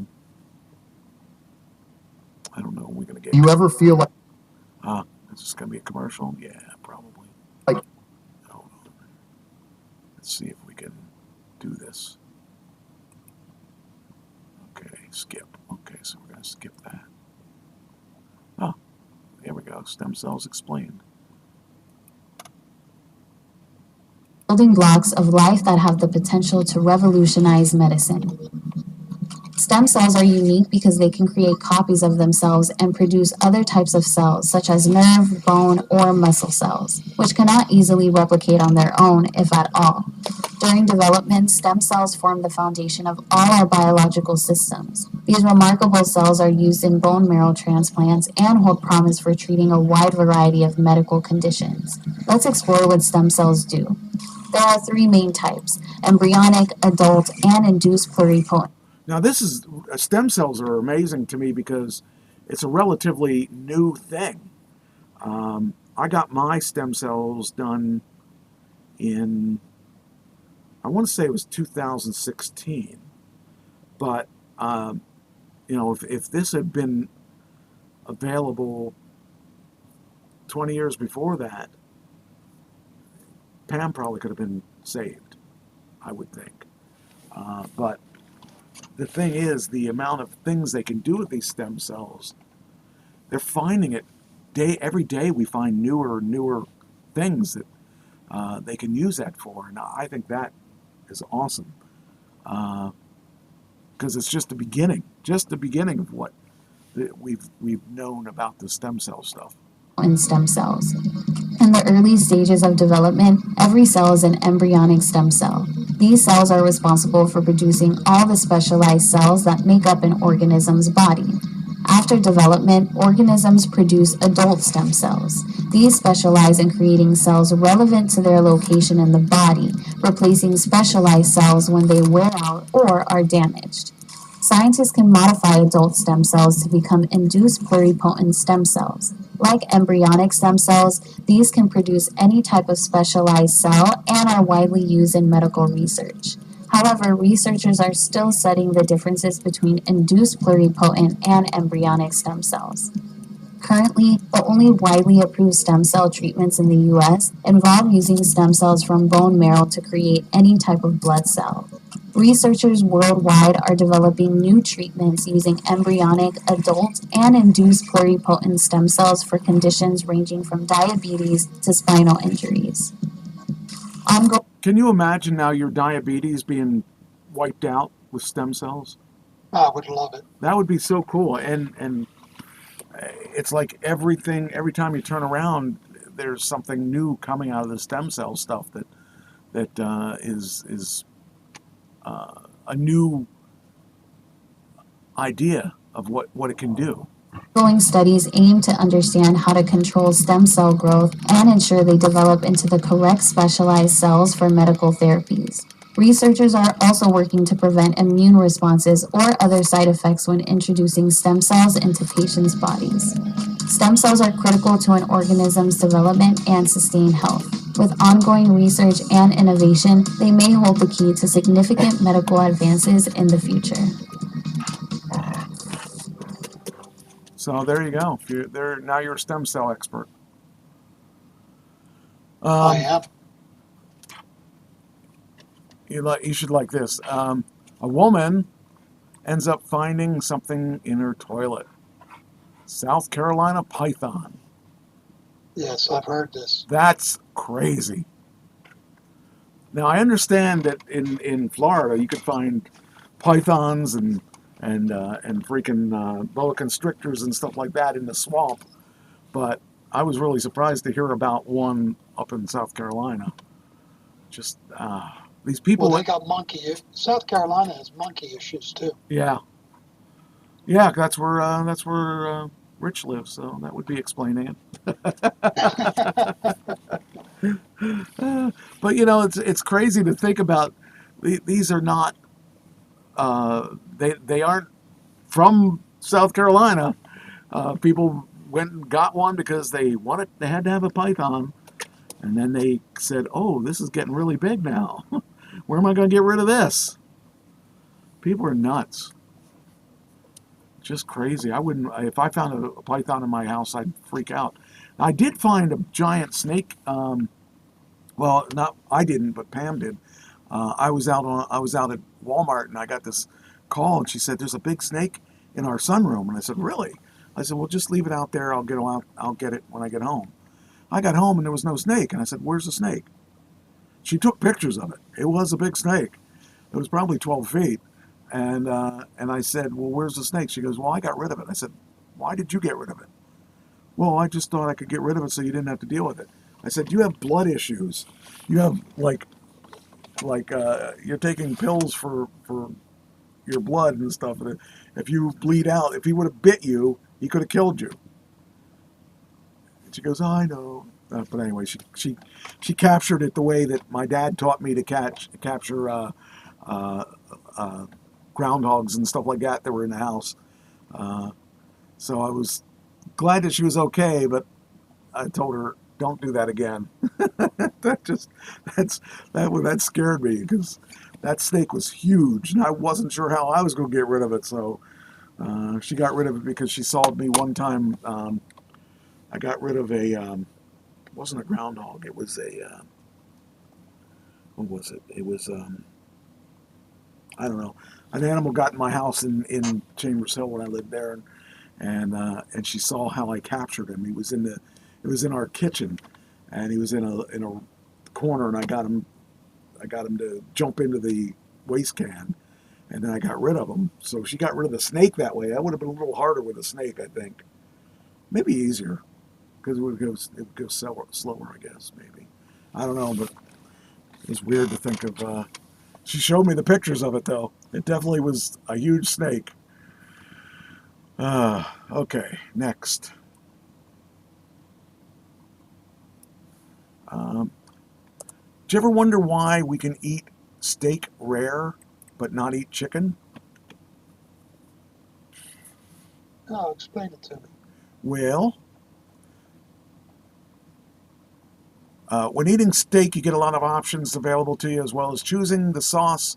You can select how well cooked you'd like it, from the intolerable blue to the spectrum of unappetizingly well done. People on the internet have noticed, surprisingly, that you don't get these options with chicken. If you want to eat chicken, you cook, says, the hell out of it. I didn't know that they were, the chickens were sinners. But whether you want it rare or not. I was kind of curious on this myself. It says the reason for this is pretty simple. They don't want to be sued when it comes down to food poisoning. When you cook chicken to be nutritious choice, but raw chicken can be contaminated with bacteria and salmonella and citrium. I can't say these words. These are big words. But they're germs, basically. If you undercook the chicken, you will get foodborne illness, also called food poisoning. You can also get sick if you eat other foods and beverages that are contaminated by raw chicken or its juices. Beef can be eaten raw because of they are single cuts of muscle. This means that the bacteria present during slaughter or further handling are generally restricted outside of the meat. This can be seared off with a high temperature, leaving the insides rare, but often steak is safe to eat. Chicken, while available in big single chunks, is more porous in its structure than beef. This means that the pathogens can get deeper into the meat. To make sure that the meat is safe to eat, you have to cook it all the way through, meaning that the medium rare chicken burger is off the menu for anyone who isn't a fan of diarrhea. So there is the reason why. So I always wondered why, because it just seemed weird that we would eat a steak that can be really rare. I've seen pretty rare cuts of steak. But that explains it. All right, next. All right, so NFL teams consume an awful lot of peanut butter and jelly Uncrustables. Any idea how many Crustables they they have in a year? No. 80,000 Crustables. Peanut butter and jelly. And look at all the flavors. It says once a quick meal for picky eaters, Uncrustables have become a top grab-and-go pick for NFLers. The sandwich's love affair with the American football players actually began before their commercial debut. They were invented by former North Dakota State wide receiver Len Kratchman and his wife, Emily. The couple kicked off their experiment with a loaf of bread, a jar of peanut butter, and a jar of jelly. Len remembers it all happening like this. It was two people standing there goofing off, probably having a beer or a glass of wine and saying, "What do you think of this?"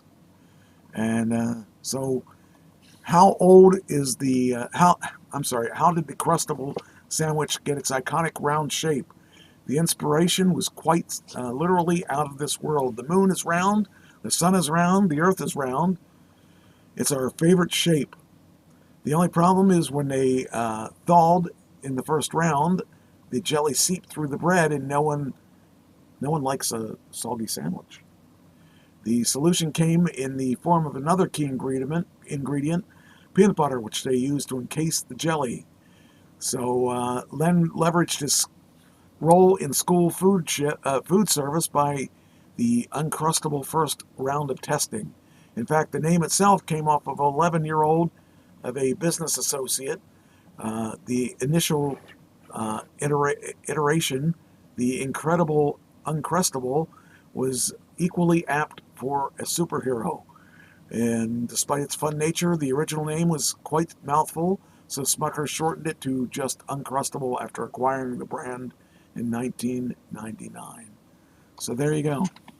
There's where the Uncrustable came from. Hey, by the way, I almost forgot I wanted to tell this story. So, did you see Twister back in 95 or so? You did? Maybe, but I don't think so. Okay. So they made a new Twister this year. And I watched it over the weekend. I thought, acting was horrible. The plot was, And I thought, I'm going to watch it through. I forced myself to watch it through. But I watched it for one of the persons that was supposedly in it was Mira Turney, which she was in ER. And I always kind of liked her and always thought she was, sassy and stuff. And I thought, let's see what she looks like now. And I didn't see her through the whole thing. And I thought, well, that's really weird. And because I take acting lessons now, I'm more looking at the technical side of things. And I thought, this is horrible. This is the worst acting I've seen in a long time. But she wasn't in the movie, and neither was the other people that supposedly they were showing as the stars.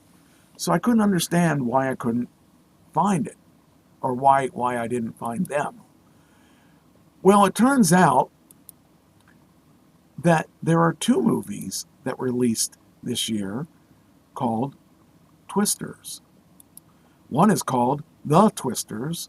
The other one is called Twisters. So, which one did I watch? Well, I went through a couple. Before I figured out that there's two Twisters, I pulled up the cast and I pulled up the IMDb, and the IMDb said Myrna Turney.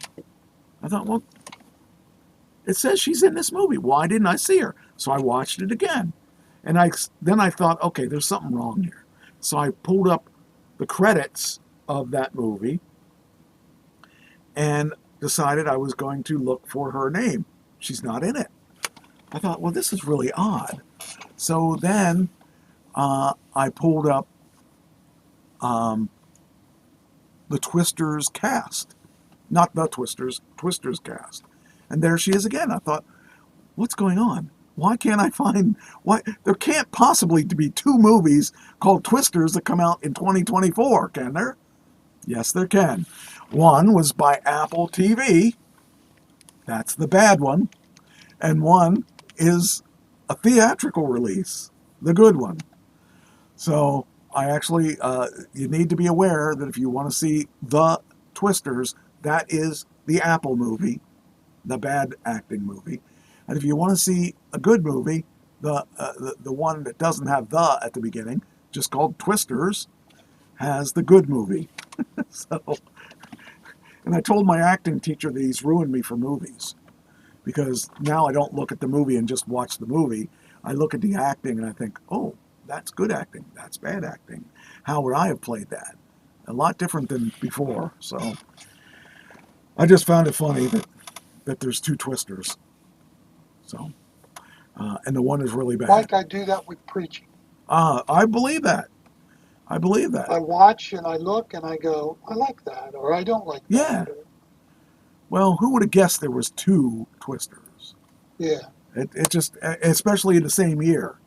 So I did find Mira Turney in the second one, which was actually the first one, but she looked good, pretty good and I was afraid they were going to kill her off because she was the mom now, and I if I remember correctly, the first one, the grandmother or whatever had that house that got destroyed at the end, so I was thinking, don't kill her off. I don't want to see her die. So they didn't. So I shouldn't have told you that, but you're not going to watch it anyway. No. What do you think the median age of how do I want to ask this? Okay.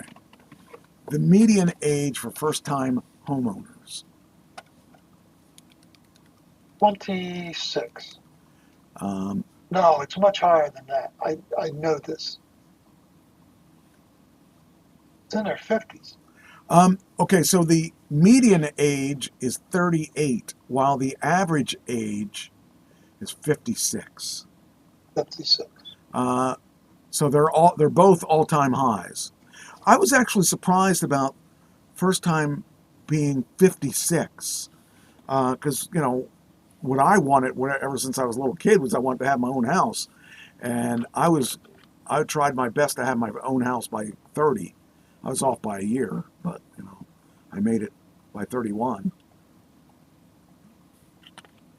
I just found it very interesting that the median age was 38, but the average age is 56. And I thought, wow, that's a lot later in life than I would have expected to be.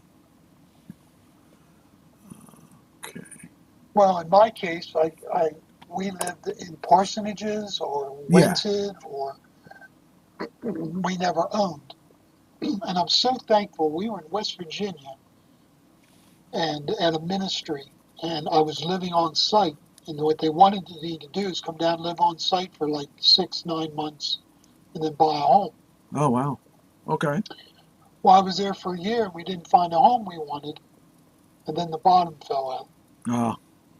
We would have been stuck in West Virginia without a job, with a brand new house that we couldn't turn over. Oh. God kept us from it because we couldn't find a place we liked. And I was so thankful. But yeah. that was the closest we came to owning a home until we retired. Wow. At 62. I bought a home when I was 62. Wow. My first home. Really? That was your first one that you bought? Okay. First home. Well, The yeah, one if I'm you're, living in now is my first home. well, I guess that makes sense because you being in the, Salvation Army, yeah, we lived in parsonages. yeah.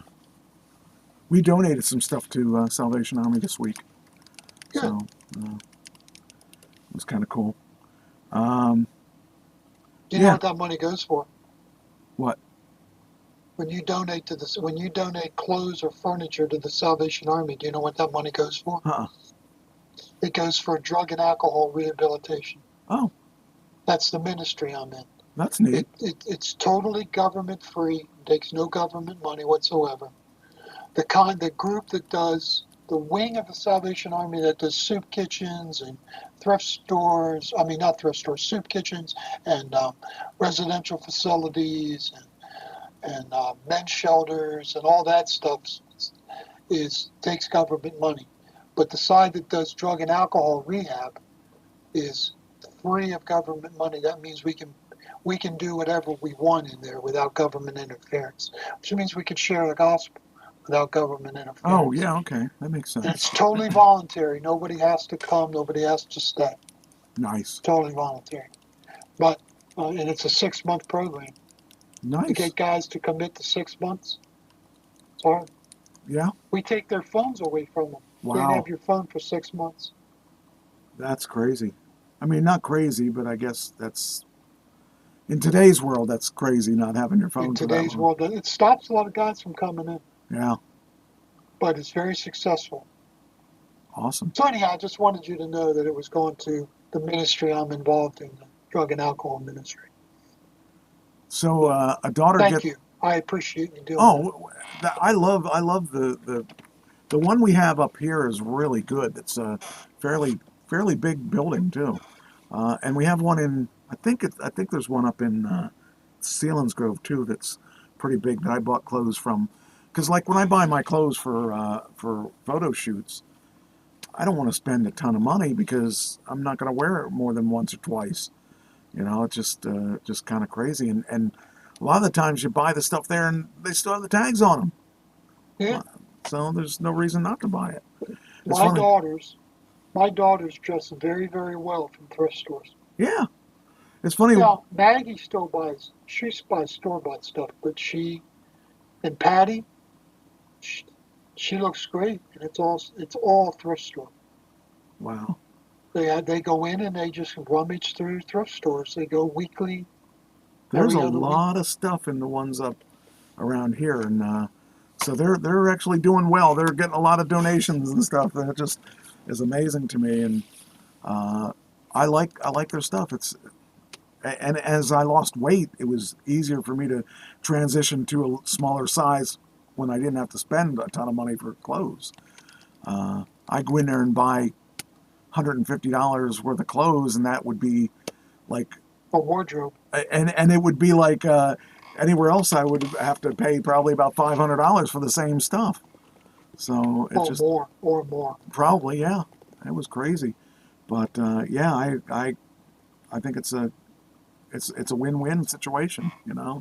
You get good stuff, and like I said, for acting and stuff, why buy the stuff new every time because you're not going to wear it a lot.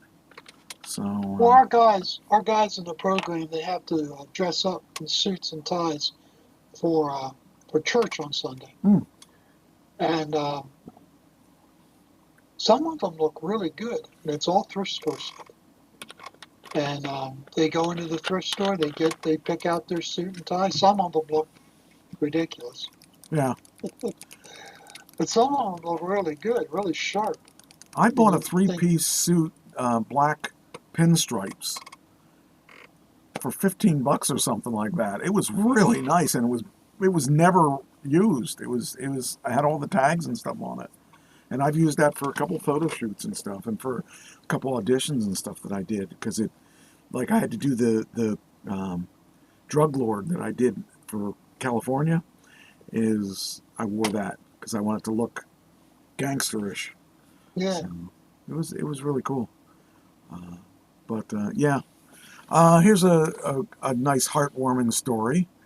A daughter finds a sweet note from her dad tucked inside the glove box of her first car. And this is what it said. Wait a minute. Being a parent is far from easy. So many potential dangers in the world. Keeping their kids safe is the highest priority. Let me see. Where's the? Here it is. If you need this because of an accident, relax. You didn't do it on purpose. I love you, Dad. That's kind of cool. I mean, she wouldn't have even seen that unless she had an accident. Yeah. But it's kind of cool, and it's funny. Cool. It's funny that the things that you don't expect that happen. Like one time, when I was I was probably about 16. I painted my grandfather's porch. He wanted somebody else to paint it, and they didn't show up, and so I said I'd do it. And I spent a lot of time painting the porch. When it was done, I was taking all the stuff into the house and trying to cut corners. I had the paint on the ladder as I was carrying it, and the paint fell and hit the carpet. He had just replaced that carpet, and the paint spilled all over the carpet. Now, my grandfather was one that had a bad temper, and I thought I was going to die that day. And he came out, and I heard him walking out to the living room, and I thought, oh, I'm dead, this is it. And he came out, and he looked at it. He said, you spilled the paint? I said, yeah. He goes, all right, just clean it up best you can. I'm like, huh? Who is this man? I think the aliens came down and replaced him. I like that one. That one was a lot nicer than the other one that I met. So, but anyway, it's nice when you get a little thing like that.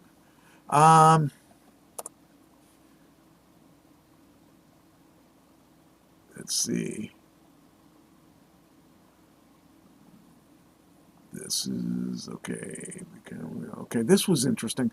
A 21-year-old man who became the caretaker of his siblings after his mother died is surprised with a $40,000 donation, a Disneyland vacation, and a new car. Wow. 20-year-old who just decided he was going to take care of his his brothers and sisters. It was just awesome. Good Morning America granted a life-changing surprise to an inspiring young man who became a caregiver for his siblings when their mother died. Marion Smith, 21, and his younger siblings were surprised with a $40,000 check from Cash App, a trip to Disneyland, including Disneyland Park and Disney California Adventure, and a new GMC Acadia from Detroit, GMC dealers. Smith, who visited GMA Good Morning America set Wednesday morning with his brother Amand, reacted with shock when GMA co-anchor Michael Strahan led him outside to see the car. Thank you so much. A brand new car or what? He exclaimed. Wow, he got a really nice one too. It's a pretty nice one. And he got to hug Michael Strahan. And I think it's very cool. I mean, when, you don't hear enough good stories like that. Those are the stories I like. There was back in the early 80s, late 70s, Ted Turner had a show called, it was about good things. Because he was so mad about all these shows that were out portraying the negatives of things. So he had a show about only good things. This would be on that show if they still had it. But this is really awesome. I love that. It's just awesome when you lose your parents. Man, it's bad enough. But then you think, wow, what are we going to do now? I've got these brothers and sisters that aren't going to be able to take care of themselves. To be able to step in there and take responsibility for them, that in itself, that's a good kid. So we need more people like that. All right, next thing.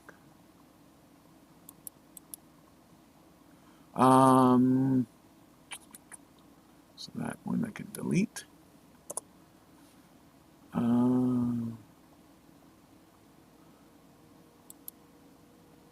Children leave candy for a family on Halloween after noticing sign about son's hospitalization. So the son couldn't go on Halloween, so these kids stopped and they dropped candy off for him. I think that's kind of cool. That's pretty cool. That's just, there are still good people out there. Yeah, there are. You don't hear about it on the news, though, but there are. Well, you hear about it here, and I like good things. There's a lot of negative stories in life, but it's good when you have a couple good ones. Did you ever wonder how airlines prepare the meals that they do? Like Qatar Airways presents or prepares 200,000 meals from scratch every day. Do you realize 200,000 meals a day? Kuwaiti Airlines? T-Mobile's 5G net. So of course it's another airline that's going to get credit here. Hold on. 100,000 Delta. Now that. Okay. I don't know if they should be able to show us. Okay, let me have the next screen. Okay, it's not going to give us that next screen. All right. Is made from scratch at the Qatar Airways catering kitchen in Doha. Wow, that looks like good food. There's shrimp on there. 200,000 fresh meals a day, even for regional short-haul flights. It all needs to be prepared about 48 hours before takeoff. I think perhaps the biggest challenge is just ensuring that there's consistency and that everything runs smoothly. So they have their own kitchen. They don't even sub it out. So I guess it would pay for them to have their own kitchen, but they actually make their own meals. That's kind of funny because I thought they probably brought it in. I never knew that the airports actually did it. Well, I think many airlines bring it in. Yeah. But I guess that's a pretty big one, I would imagine. Qatar's a huge yeah. The chefs here believe it's part of the reason the airline has been named #1 in the world for the 8th time since 2011. This kind of cooking used to be the standard in most flights in America too, no matter what cabin you flew on. But today, most US airlines don't run their own kitchens, opting to buy from catering services instead. So why has economy airplane food gone from luxury to a point of ridicule in the US? And why do so few airlines still cook their own meals? No workers are allowed to step foot in the kitchen without this is a long one. Okay, this is a lot longer than I thought it was from going to luxury be. to We're a not gonna point watch this whole the thing. trolleys are pushed onto the aircraft and locked into the galleys. Flight attendants then work their magic. We have newer generation ovens, which allow individualization of temperature and humidity when it comes to. I want to be in that And flight. that That flight reportedly- looked pretty nice because they had a table and everything like that. That's a pretty nice flight there. To check flight status, I need the airline and flight number. Oh, I got to my Alexa wanted to check my flight area. I don't need that, thank you. But yeah, it's kind of interesting to think about all the meals, especially if you're flying. Like when I fly cross country, I try to go first class because I can't. My knees are shot if I have to try to sit in one of the regular areas. But yeah, it's funny how companies actually prepare all 200,000 meals a day. That's crazy. That's a lot of meals. All right, so that's that. Oh, did you know there's more than one Kit Kat flavor? No. Apparently, there's a ranking of the best Kit Kat flavors. And I didn't know there were other Kit Kat flavors. Oh, come on. What's with the videos? Do you see that school on the hill? That's my school. I don't Milton Hershey School. At MHS, kids come from everywhere, but... I don't care. Are you gonna... Okay, skip the ad. Now it better be... How long is this thing? Oh, that's another 20 minutes. I thought there was... see how many Kit Kat flavors there are. How many Kit Kat flavors are there?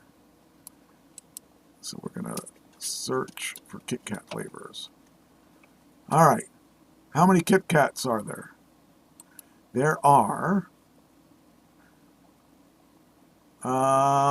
okay, so there's milk chocolate, there's dark chocolate, white cream, mint and dark chocolate, birthday cake, lemon crisp, and chocolate frosted donut. I'd never heard of any of those other than the standard ones. I'd probably like the mint and dark chocolate one, but I didn't even know there were so many. That's a lot of Kit Kat bars.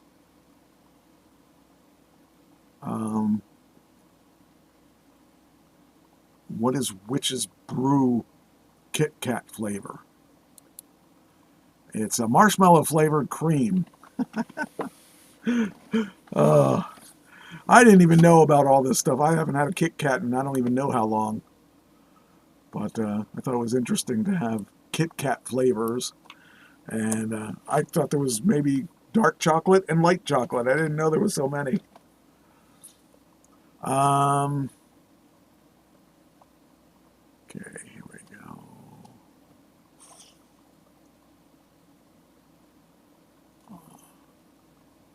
Okay, I think I told you this before we were on the air.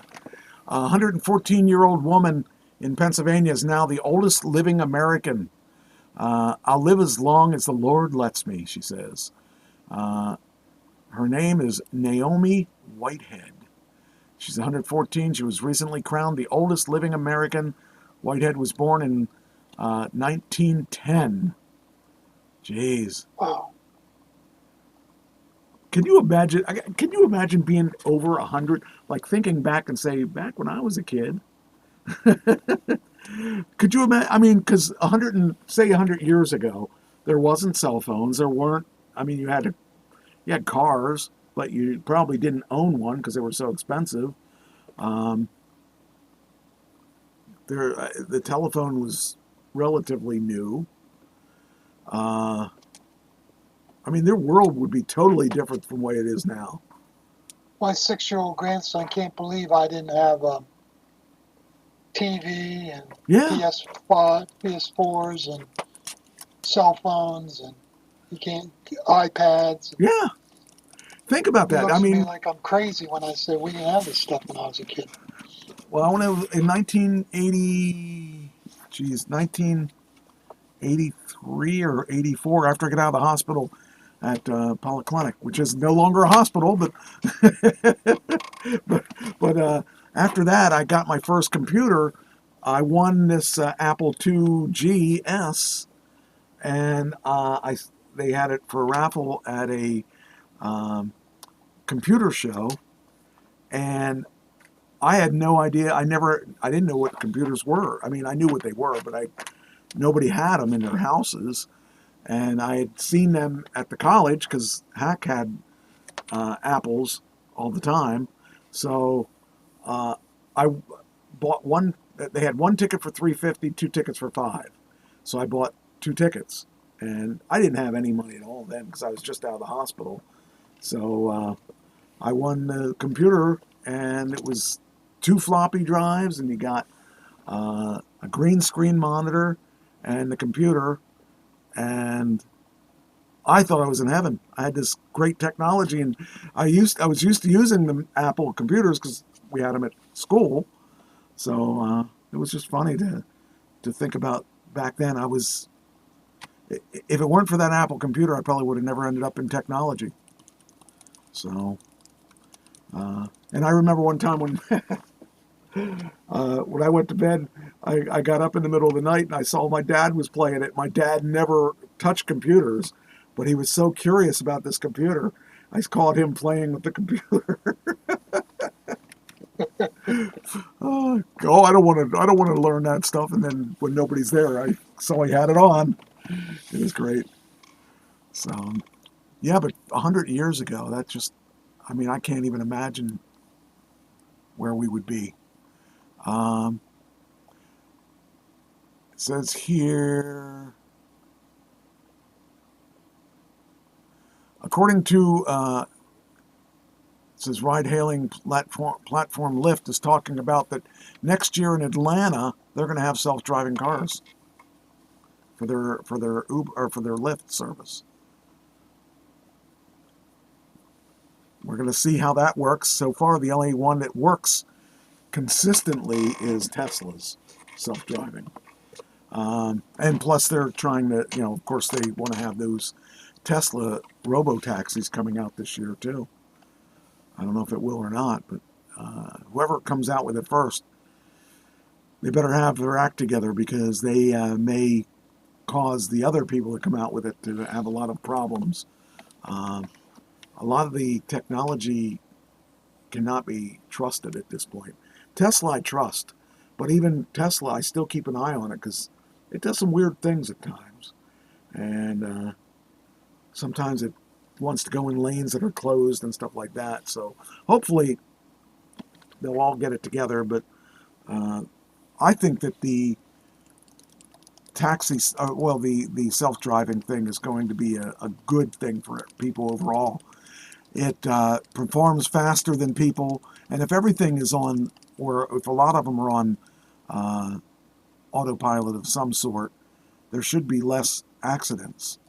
Computer can definitely see more than we can see, and so far, when it talks about changing lanes and doing the things that it needs to do, it's as close to flawless as you can get. I mean, there are some issues, but none that I can see that would make me not want to use it. So it's only gotten better. When I first got my first Tesla, the self-driving thing, I didn't trust it. Like if you got off at an exit and you were going 60, it would keep going 60. So it didn't have any regulation on that. Nowadays, if you get off the exit and you're going 60, it brings your speed way down, and it learns from every time you use it. So I think it's a really cool thing, and I think that if Lyft is, I don't know what system they're using, but hopefully they will have a system that works well, because I think it's a definite next wave of technology for cars. You still don't trust it though, right? No. Yeah. It's an interesting. I'll let you drive for a year or two before I trust it. Well, I've been driving for 2 so far, of it being reliable. Now it didn't stop me from my accident on the way to Atlanta, but I don't think it could have because it happened so quickly. I don't care who you are, you would have hit that tire. So everything happened so quickly. All right, so that's that. You mean that $5,300 tire? Oh, that was a very expensive tire. Yeah. Toyota. That must have had all the bells and whistles on it. It had a lot of bells and whistles. Toyota reports its first drop in quarterly profit in 2 years following a certification scandal and recalls. Now, I actually, when I was out picking up my car, I had a little time to burn because they weren't quite ready for it when I went to pick it up. So I walked down the street and there was a Toyota dealer, and I thought, okay, Toyota has a new all-electric car. They said they weren't going to do an all-electric car. They ended up doing an all-electric car. And I wanted to see, I like Toyota. I had a couple Priuses. I loved the Priuses. So I thought, let's see what they have. Here, their car, the range of their car is 230 miles. Why even bother? You know, nobody's going to want it because it doesn't, unless you're going to have a daily driver, you don't want a 230-mile car. That's stupid. I would have thought that Toyota would have been smarter than that. Because, people want range.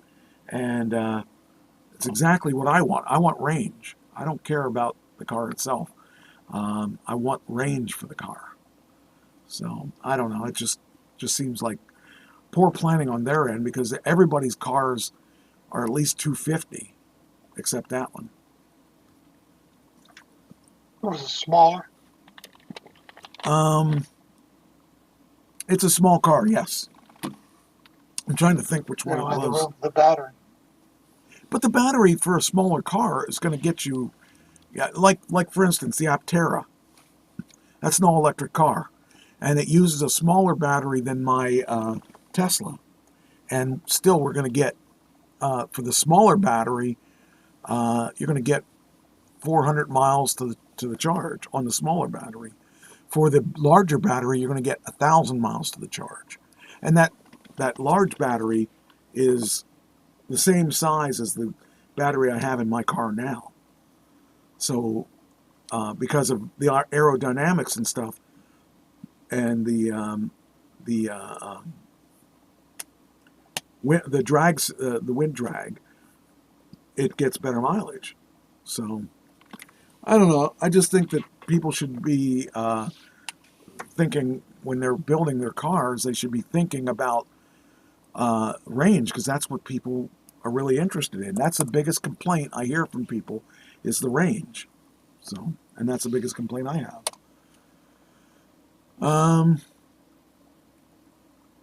This is interesting. A bank heist. Now, bank heists aren't what they used to be. You used to go in there and put a gun at somebody's face and say, "Give me all your money." Don't do that now. This bank heist decided it was going to use a skid loader and they were going to steal the ATM machine. Now, that doesn't look conspicuous, a skid loader going there and picking up the ATM. Those ATMs have a couple of thousand in them. Well, they have quite a bit of money in them, but still, I wouldn't put my life or my freedom online for whatever's in there, because people deposit checks. What are you going to do with the checks? People that deposit cash, there might be there's going to be cash in there because it's an ATM, but the fact that these guys were using a skid loader to steal it is crazy. Well, is this a video again? No, read more. I don't want to scan the code. Okay, here it is. Okay. Yeah, it says here, this was local to me.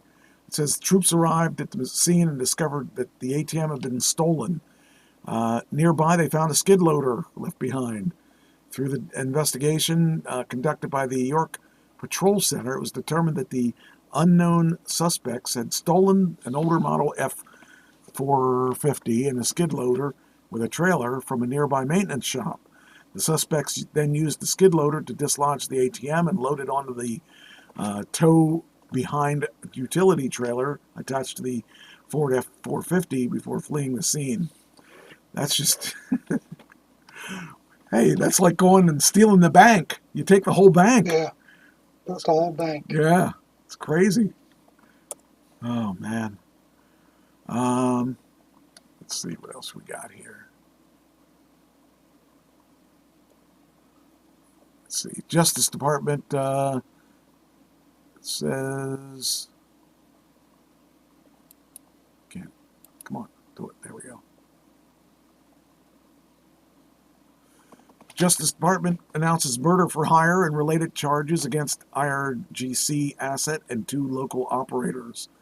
Iranian asset Farhad Shakiri employed multiple associates in the New York City area to surveil and murder a U.S. citizen of Iranian origin who has publicly opposed the Iranian government.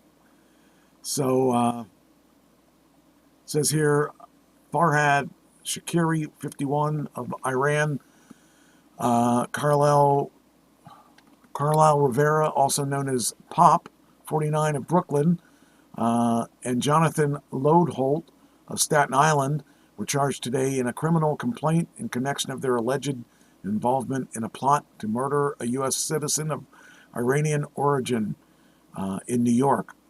Rivera was arrested in Brooklyn, New York. Lodeholt was arrested in Staten Island. And Shakiri remains at large and believed to reside in Iran. Rivera and Lodeholt made their initial appearance in the Southern District of New York yesterday and were ordered to detain pending trial. So, yeah, it's kind of strange that I don't know, these people. Why would they want to kill this guy? If I remember correctly, it's because he's a critic of the Iranian government. Okay. And he writes for the Iranian people, trying to stir up dissent. Ah, okay. Well, that would make some sense, I guess. It's a different world out there, outside the United States. Well, of course, I shouldn't say that because there's a lot of people that get killed in the United States too. So, this is the Tesla thing. It says that this was done before what I told you about my stock. Tesla hits $1 trillion market cap as stock rallies after Trump win.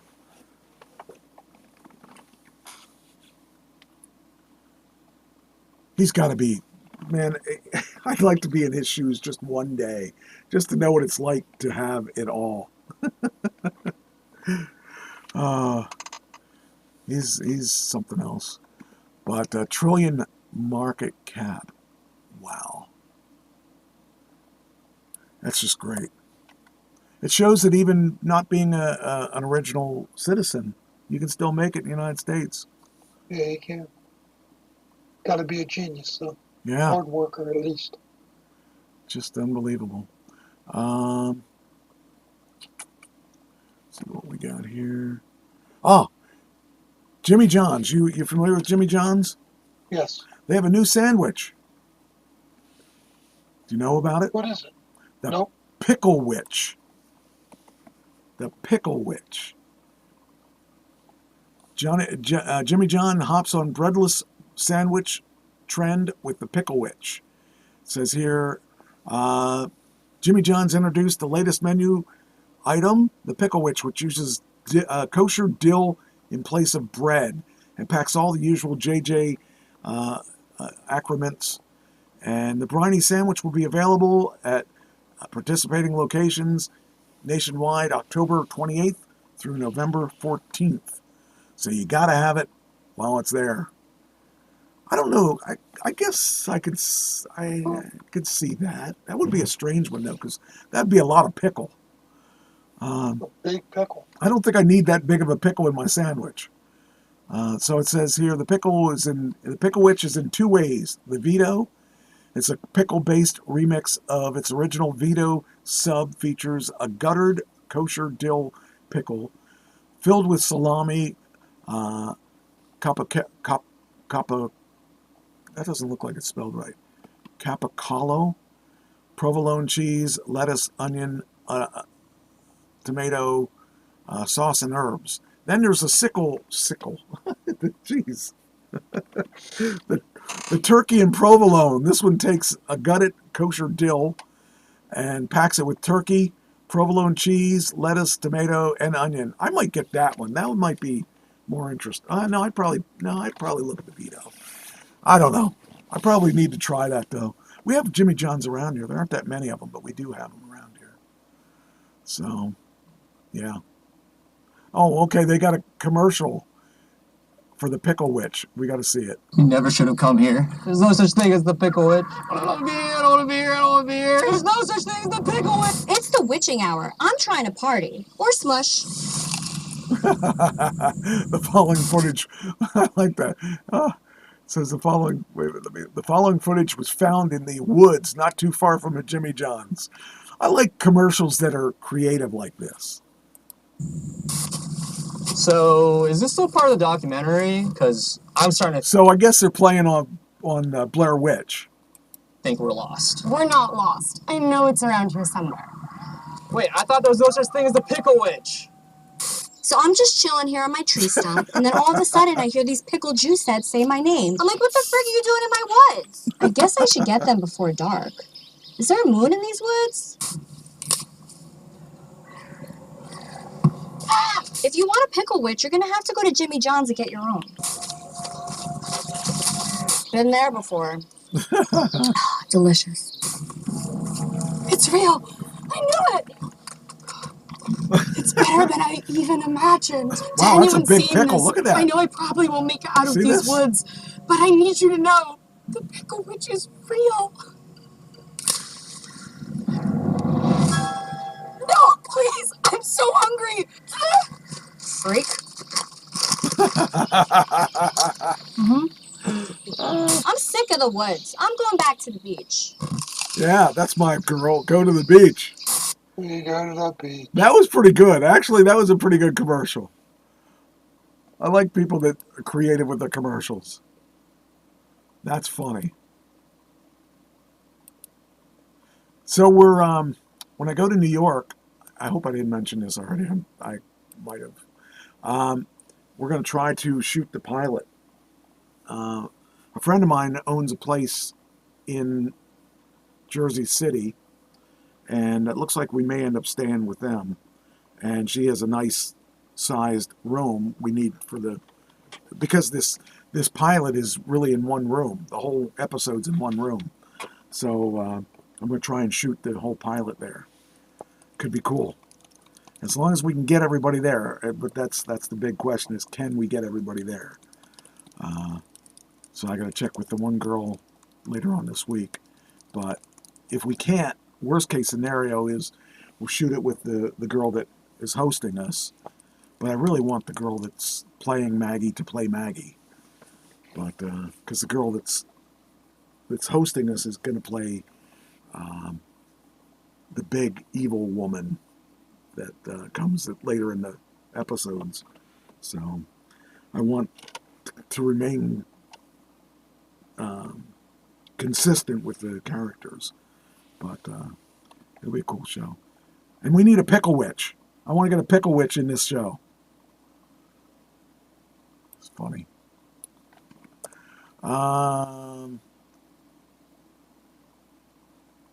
Does Halloween candy expire?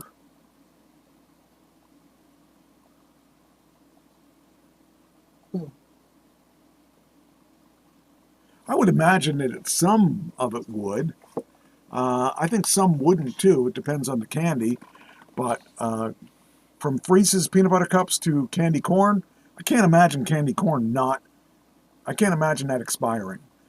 Because it's just plastic, as far as I'm concerned.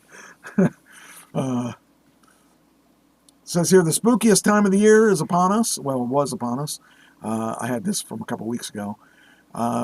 With the chocolates, chews, caramels, nuggets, crunches, bars, and patties. Estimates from the National Retail Federation suggest that Americans will spend... How much do you think they'll spend on candy? Or how much do you think they spent on candy for Halloween? $5 billion. 3.8 billion. You said million, right? I said billion. Billion? Okay, well then you're within the range. And it says 3.8 billion on costume. Oh, I'm sorry, that was 3.8 billion on costumes, 3.8 billion on decorations, and 3.5 billion on candy. You know, I'm seeing these guys, at least my neighborhood doesn't really do a lot on Halloween because we're back on a dirt road, but two of the people put pretty elaborate stuff up this year. So, yeah, that's kind of interesting.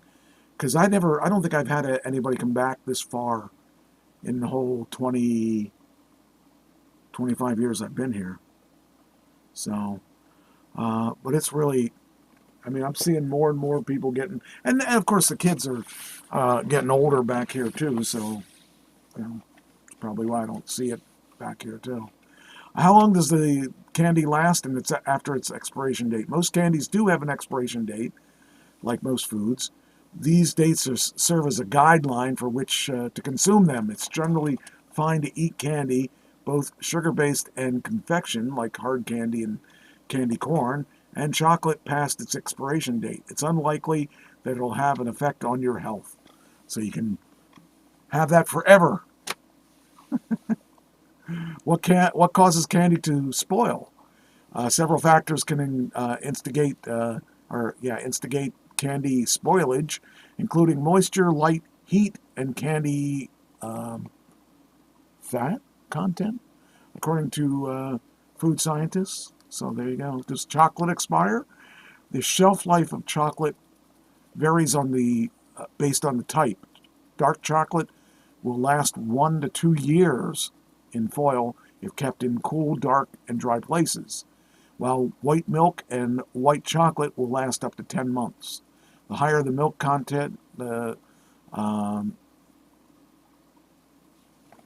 milk fat content in white and milk chocolate, it shortens the shelf life when compared to dark milk chocolate. So there you go. You can have it for, and it says here, hard shell candy. It says hard candies essentially have infinite shelf life, provided they are stored properly, like lollipops, Jolly Ranchers, individually wrapped candies do best without exposure to moisture. If candies do spoil, they'll appear sticky or grainy as a result of the temperature changes. So, how long does marshmallows last? Good question. Very important. Marshmallows are a sugar-based confection with a shelf life of roughly 6 to 8 months. By nature, they contain more moisture than other candies, so depending on how they're stored, they'll either lose moisture or become more sticky. They're best in dry, cool places like room temperature. So there you go.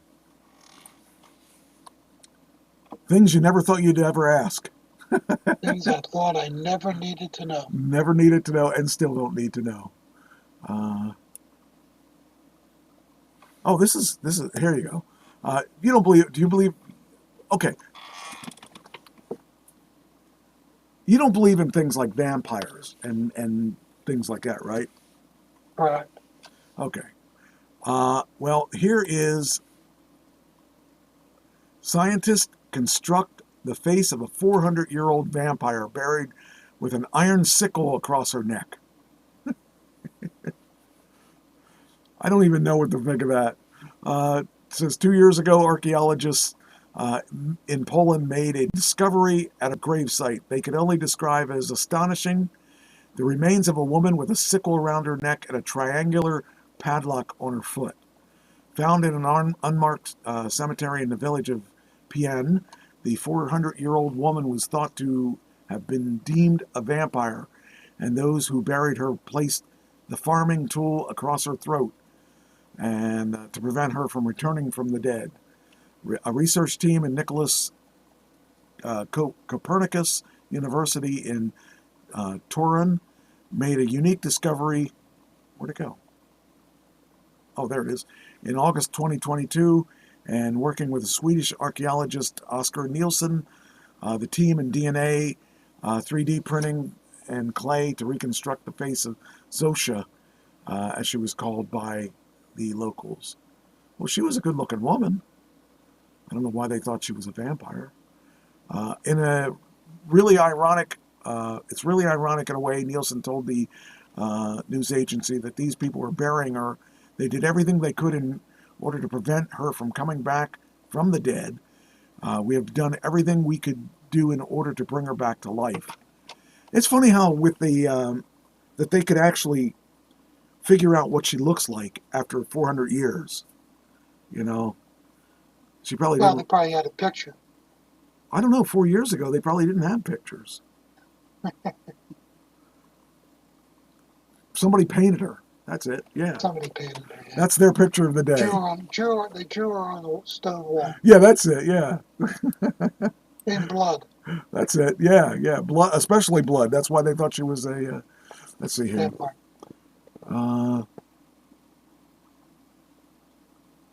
Did you know that originally jack-o'-lanterns weren't carved out of pumpkins? No, I didn't. I didn't know that till I got this article, but they weren't. They weren't originally out of. It says here, Halloween is just one day. Just one day away. That shows how long I've held this too. And if you haven't carved that pumpkin yet, don't worry. There's still time. However, there is an instance where your procrastination may pay off as you choose to carve something more traditional instead. Yes, we're talking about carving the almighty turnip. I wouldn't have. That's right. I wouldn't have ever thought that. They were more plentiful than pumpkins, and when they got here, they found that pumpkins were more plentiful than turnips. Okay, all right. I didn't know that. I never knew that. Did you? So you say you heard that? I heard that in the radio one day. I never realized that, and I would have never known that.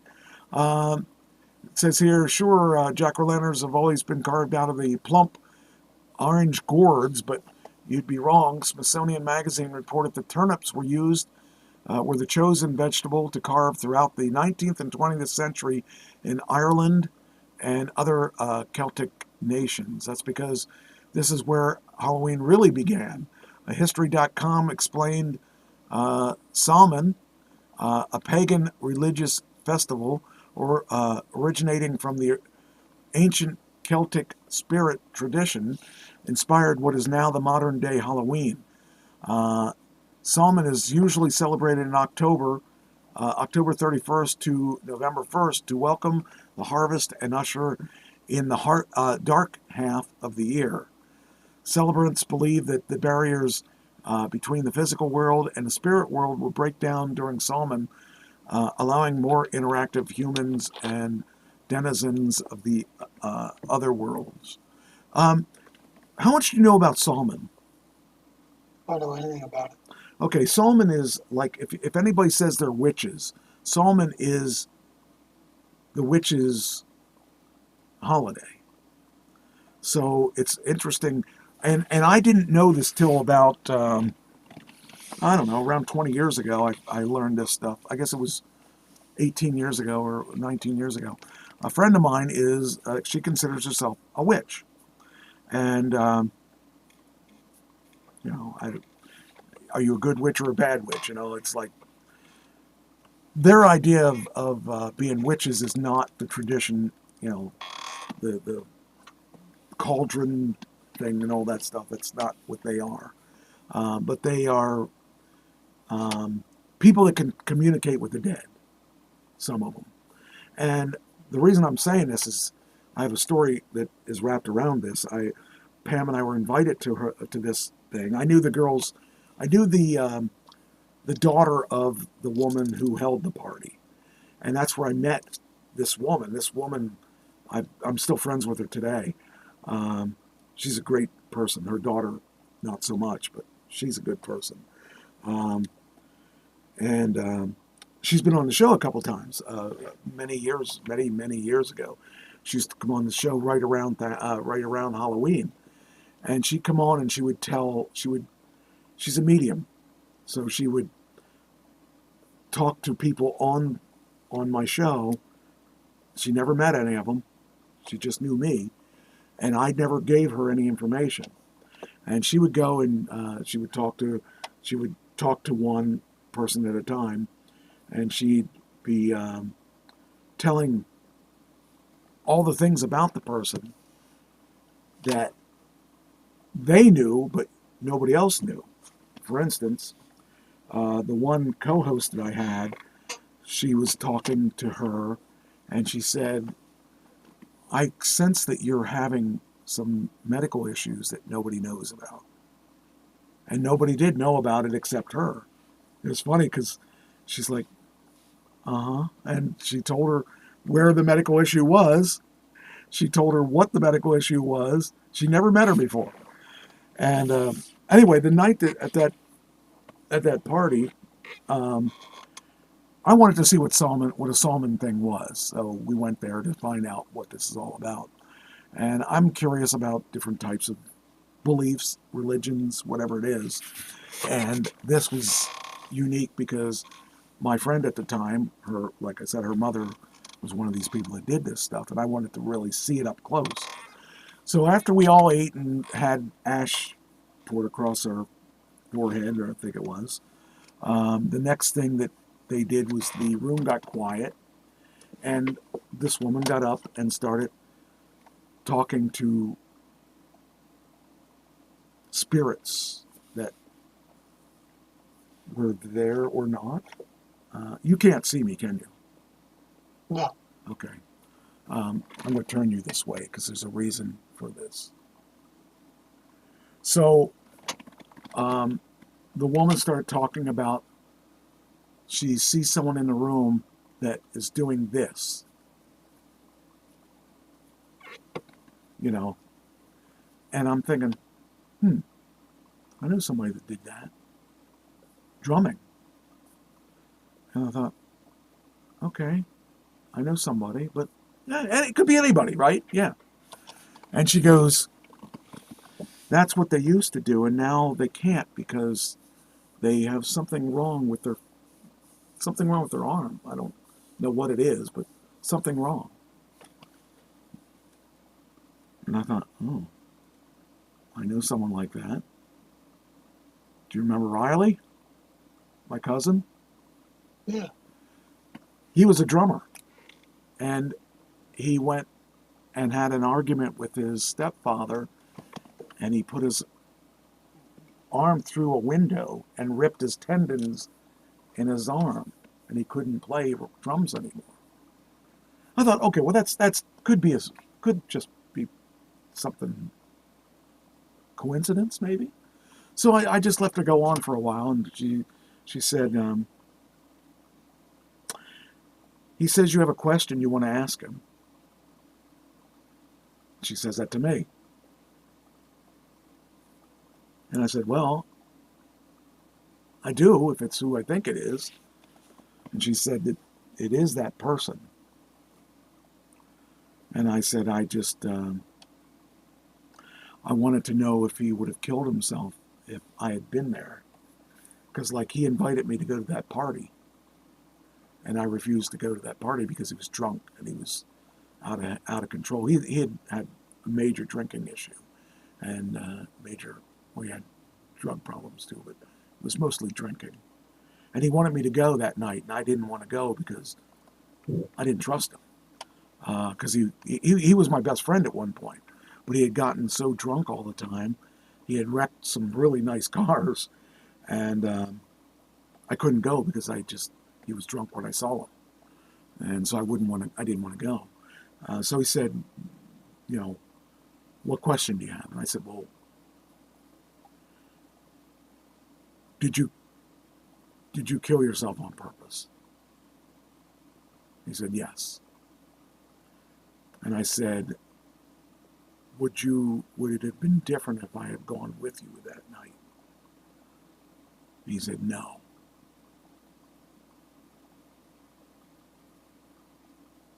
It scared me. I mean, I made the right decision apparently, but if you believe in that stuff. Now, do I believe in that stuff? I don't know. I don't think so. I'm not sure though. I can't definitively say yes or no. See, this is where the confusion comes in with religions and stuff. How did she know that? No one, including my wife, knew about this. No one. How would she know that? I never talked about it. Pam and I never talked about my childhood like that. And Nancy and I had not even really talked about that. No one. I've never talked about it since he died. No one knew any of that. So it kind of blows my mind because you can't accidentally come up with that specific of a thing. You can't just come up with a specificity that close to it. Yeah, I don't understand. And So that really threw me for a loop for years, because I was like, how did she? That isn't the first time that's happened though. She's so obviously when Pam died, or when my brother died, when Dale died, I asked her to I went to her house and I talked to her about Dale, because there were things that bothered me about his death and things that bothered me about him, because he never treated me well. And I just wanted to know things like, has he crossed over? Then Pam died. I talked about I felt so much guilt. And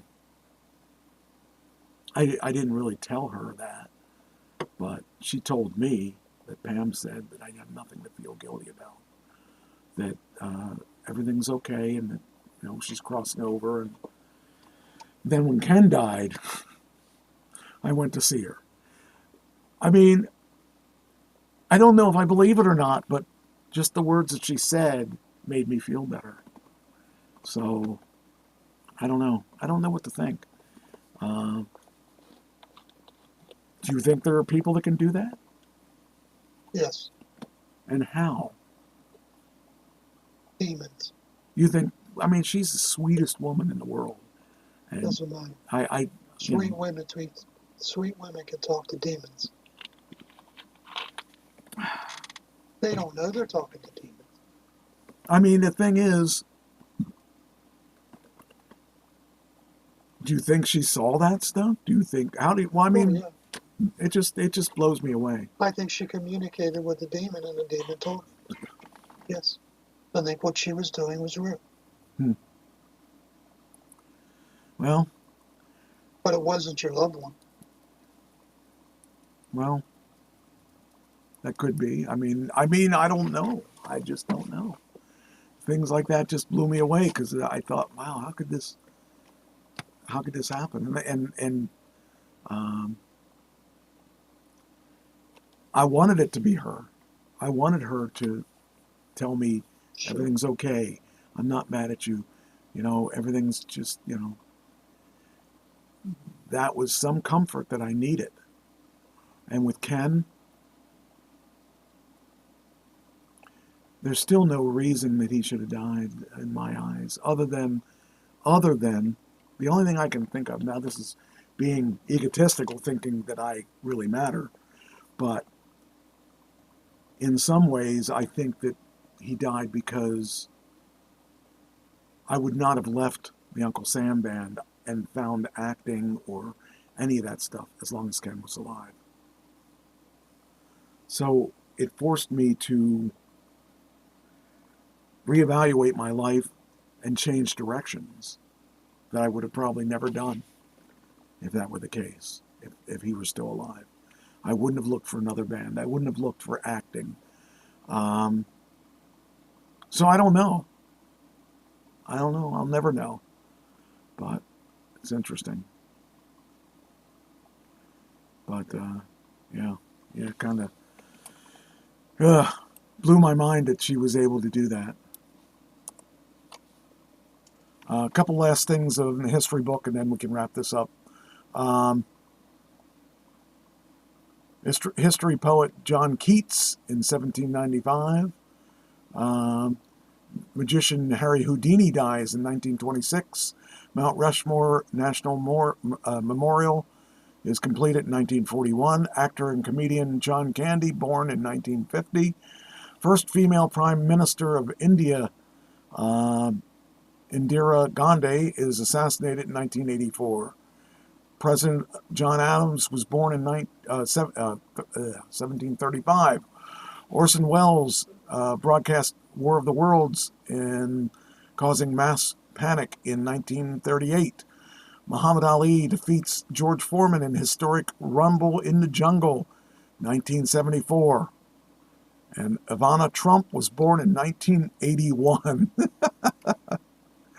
Oh, man. Crazy stuff. So, I guess that's it. Unless there's something Good else. show. Something else you want to talk about? Good show. I think we had a good, versatile show. We had a lot of good stuff.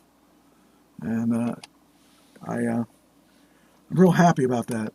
So I like to have a good show. I like to keep it interesting. And I think we had some good topics tonight. So, all right. Well, take care, Michael. I will play the last theme. There we go.